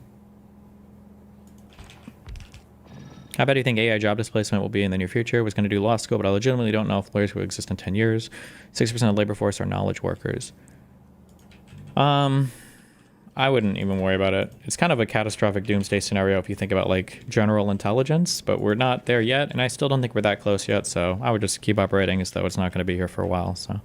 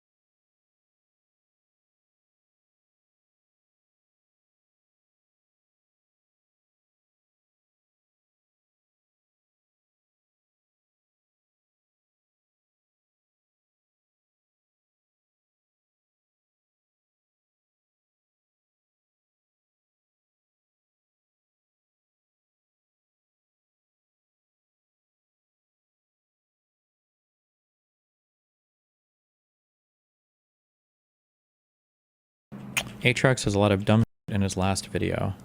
Thing from it. Yeah, we'll tell you about that too. Do you think China could fix its demographic issues? They're pressuring women trying to get pregnant. Every country's trying to figure this out, dude. I think Trump proposed a $5,000 check if you are a woman that has a baby. Every country is trying to figure out this demographic problem. I want to do a deeper episode on, like, maybe it's Lemonade Stand, maybe it's a Marketing Monday, but on all the different methods that are being tried, because the problem is getting, you know, extremely serious. There will be relatively soon a Korea with one old person per one young person or one working age person. A society cannot support that many old people. You know, usually you need 4 to 5 working age people for every old people to support a social safety net. One thing, Ben Shapiro said this in a video once, and it drove people up the wall, but I think I actually agree, and it's probably one of the meanest things. This would be my most capitalist take ever, I guess, maybe. Or I don't know if you would say it's capitalist or not, but it feels shitty, but in one area, we probably need to dramatically change our expectations of what life can look like, and that area is probably retirement. I think that it used to be that we just kind of assume that once a person is, you know, 60, 65, their body is old and broken down and they can't really work anymore, and now they just need to retire. And I think in that world, I think it was okay because people were dying, you know, 65, 70, whatever, and you could support that person. But you run into this weird issue where old people are huge drags on society in several ways. One, this is one that I just made up, and I don't know how true this is, but I bet it's pretty true, is that they still occupy a ton of fucking homes, okay? And we need these houses. We need to free up these fucking houses. And the only way we can do it is with these old people fucking die, okay? So that's one, is homes. But I don't know how big of a problem that is. My guess is it's a big problem, but... The second one is healthcare. Old people consume a lot of healthcare resources. It's kind of insane how much old people consume healthcare resources. And if you are older, every year you live is another hundreds of thousands of dollars potentially of healthcare resources that you're consuming that could be going towards so many other different things in society. And they're occupying hospitals, they're occupying money, they're occupying time spent taking care of it. There's just so much. And for every like extra year these people live, it's just such a drain on our entire economy. It might be that retirement needs to be like 70 or 72 or something, that age needs to be bumped up a little bit because as lifespans increase and then healthcare expenditures increase, it's just, yeah, oof, I don't know. 1-to-1 is not doable. Purge for old people is crazy. I'm sorry, are you saying that like someone was saying it wasn't crazy? Are you saying someone like the normal idea was purge for old people and you're like, wait, I'm going to take a stand against this? Is anyone supporting a purge for old people? Two theories on that. Sorry, hell no, I mean. Number one, are we saying we are going to mass murder old people? Purge. Or, more interestingly, are we saying we have the purge day like the movie, but only for old people? So everybody else lives their life as normal, but on purge day, if you are above a certain age, the laws don't apply. Oh, shit. You can kill other old people. Old people Hunger Games. People get executed at age 70. Logan's Run type shit. I guess referencing Logan's Run means I'm a candidate for murder. That's an old ass movie, bro. That's an old ass movie. That's like the 3 pints. He's old. Get him. Fucking kill him. I think that if we were to make a law that killed old people at 70 years old, you, Jesus, at age 69, nice, would want to change the law. I think you would get to 69 and you'd be like, I feel like this law's kind of run its course. Nice. I don't know about you guys. I feel like, honestly, with the advances in modern health, we should probably change it. Have you considered we can solve all the deficit issues by doing a billionaire round of taxes, pay them, or double it and give it to the next billionaire?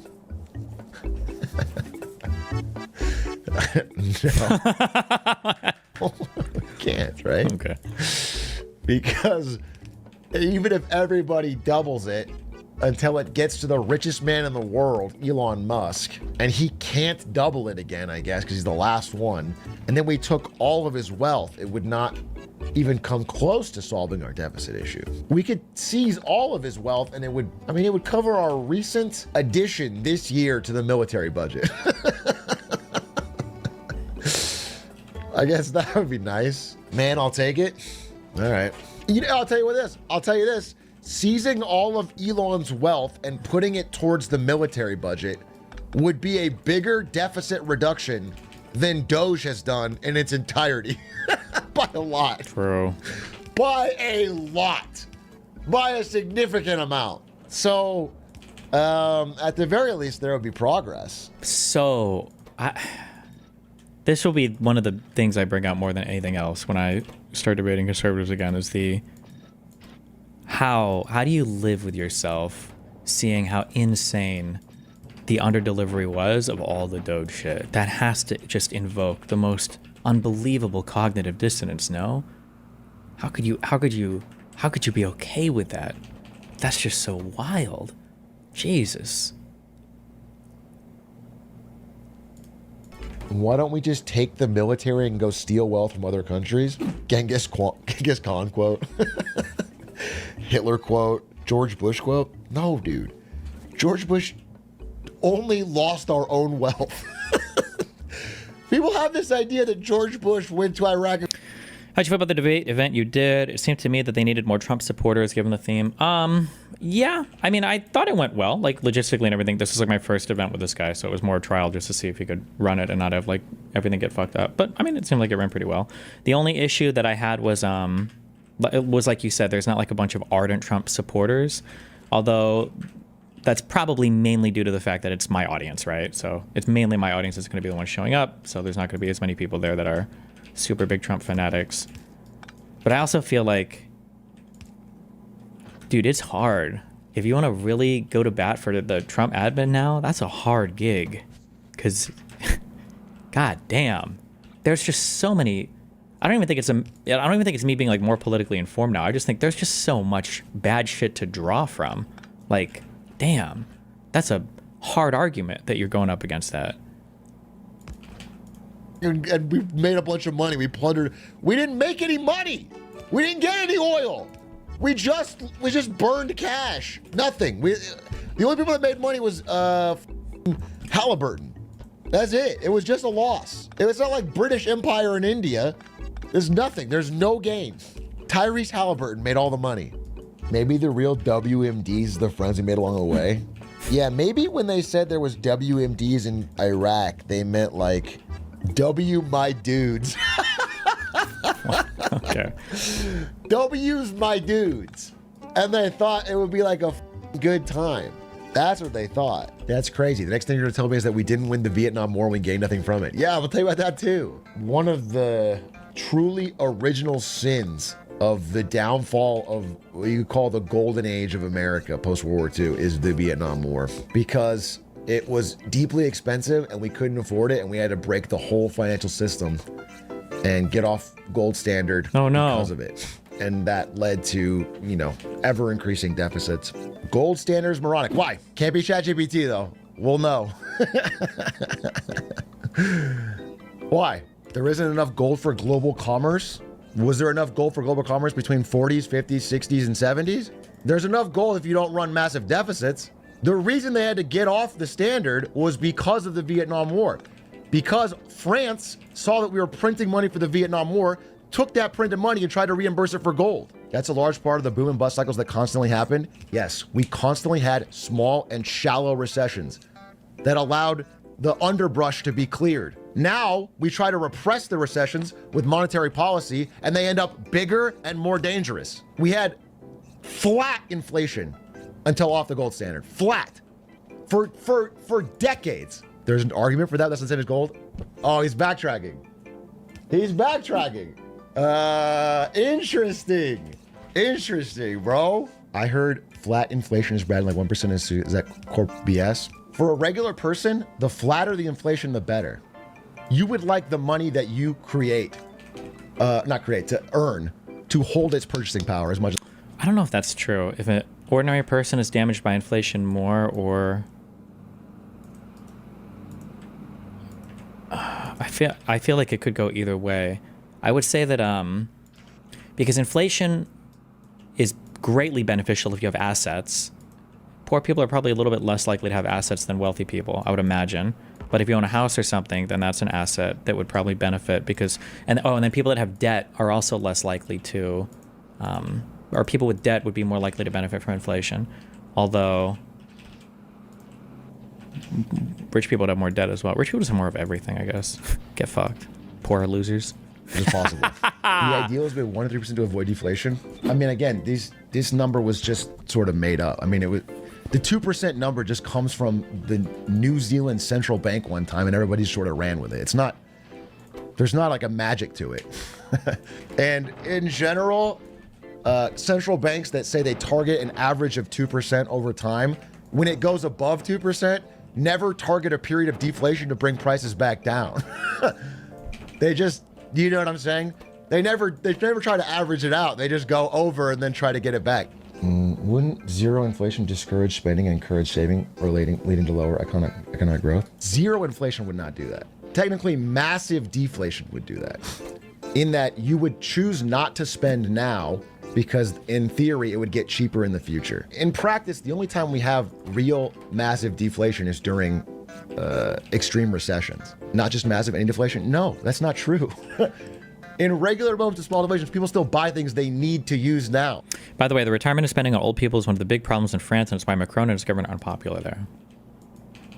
Damn. I actually don't know enough about macroecon to argue this point, if you're gonna like dive into it. There are a lot of meme arguments I give, but I know some of the counter arguments to them, and I don't actually know all the counter arguments to the counter arguments, but I just do a blind appeal to authority, and I say, if a gold standard is truly better for your economy, why is it that every single central banking system in the world seems to have gone the way of fiat currencies? I don't understand why everybody is making this supposedly horrible mistake, but I don't know if I would have the macroecon to like actually hash that take out. Economic purchases are not made entirely by an actor trying to ration out for the next 100 years. They're trying to use things. They need to buy and use things that they have to use day to day.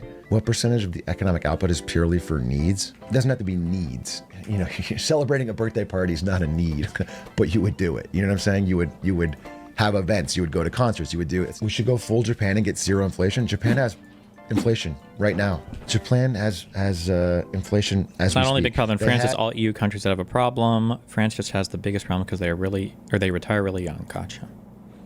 Had a very lucky period of low inflation, and then they printed money nonstop during it, saying that they wanted to get some inflation, and then they got some inflation, and it turns out that their rationale was a lie. Okay, and they just built their whole economy on printing money, and they're still doing it, and the inflation is now hard to control, and their currency is getting wrecked. If we can somehow control hyperinflation without having a small period of hyperinflation to pay off debt, it would work for paying off debt. It would ruin the lives and savings of every worker. It would be societally catastrophic, but you would get the government out of its pickle. There's a great book, When Money Dies, about Weimar Germany about that. What is Ludwig saying? Nakini dashite kudasai is a totally unique phrase made by the locals to discourage foreigners from entering Japanese people's stores. Is that like D's nuts or something? What did I just say? I'll say it in Japan, for sure. I trust you. I'm sure it means well. Please burst inside me. Because it's addicting to stimulate the economy without gold keeping you in check. I mean, you say addicting like it's just a drug addict, but I mean, I'm pretty sure it causes like good things to happen for all the people involved in the economy, no?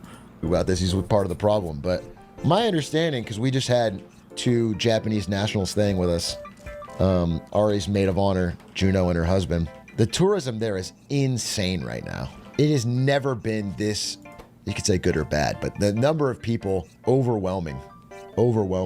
And the currency, yeah, I mean, the currency is a major part of it. It's just cheap to go there. It feels extra bad because the tourists have way more money and walk around like this is so cheap. Yeah, dude. That's what I'm saying. The Japanese economy is not good. And the yen is shit. But at least Trump is wrecking the dollar too, so we can be like that. Except nobody wants to tour. No one wants to travel here. Based. Our tourism is way down. How is it the dollar's getting weaker and tourism is down at the same time? It's because people aren't traveling. It has no economic reasons. It has to have cultural reasons. Down. So at least we won't have that problem.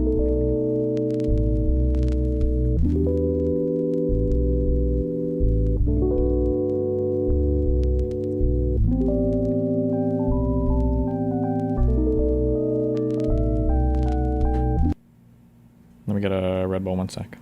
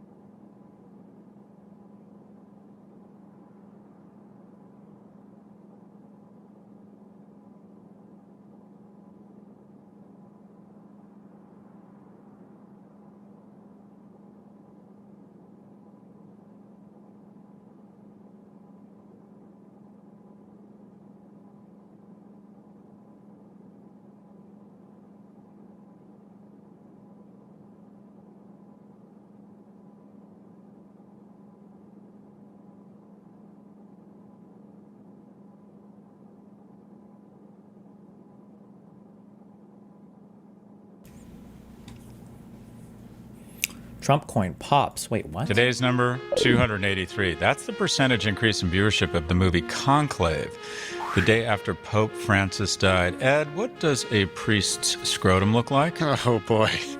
I don't know. What does a priest's scrotum look like? Come on, man. Every child knows that. Jesus. Welcome to Prop G Markets. Rest in peace, El Papa. Rest in peace. I just love that J.D. Vance killed the Pope. I absolutely love that. It answers the fuck, marry, kill, right? We got the couch, we got his wife, now we got the kill. I'm recycling everything. I'm a walking meme right now, Ed. I'm a walking meme. What's going on with you? It's time for... Oh, man. You ever hang out with somebody and you're just like laying down together and you're chilling and you're like, have you seen this? Have you seen that? And then you've seen everything because you guys browse like the same fucking meme Reddits and shit. And it's just like an eternity of reflective. Yes, yes, yes, yes. Banter. Let's see, what is going on with me? I hung out with Anthony Scaramucci yesterday, which was very fun. The Mooch? Where did you hang out with Anthony? I went to his office, went to Skybridge, he took me around, showed me all of his paraphernalia and his books. And by the way, I learned that Anthony was a classics major. Yeah, he has sort of this Long Island feel about him, but he's not that Long Island people aren't well read, but he's very, you get the sense he's kind of a blue collar guy. He's actually very well read and very intelligent. I like him a lot. I'm a huge fan of his. Let me guess, you're starting a podcast. The rest is Ed. Isn't there something? The rest is Polly. The rest is Ed. I think you're starting a podcast with him. We're doing something, a limited series called The Lost Boys. What is that, your 20th podcast? What are we at now? Well, look, every one I do, I make another 10 or 12 bucks in gross margin. So, baby needs new shoes.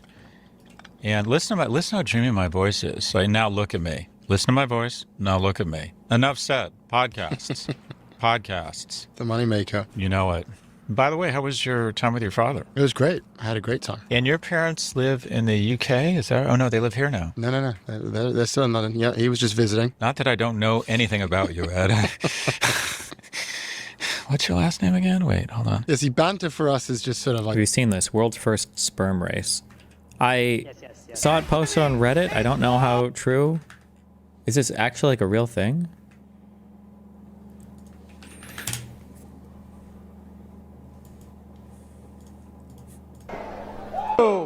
One!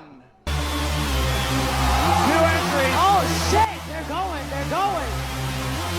Who's winning? Once they enter the chamber, we are you guys ready? Oh! This is enormous. Shit. Jimmy is off to the races. This might not even be close. Oh, my God. All of those years of YouTube. Who is that? The feminist. The 800 credit score. Jimmy is long gone. No, his swimmers aren't even on the screen. This is a microscopic masterclass. No. Tag! Jimmy! Tag! Unbelievable! He came prepared. What the Insemination! Stacey, you're nuts! Jesus Christ! Jimmy! Okay. Like getting to know each other, right? Yeah. We're still not quite there yet. Been 4 years, but we're getting close. They live in the UK. Wait. You're essentially creating... Let's move on to Boeing. And Boeing's earning. Scott? Hold on. Gay couple pulls out guns on teens. Out of the way.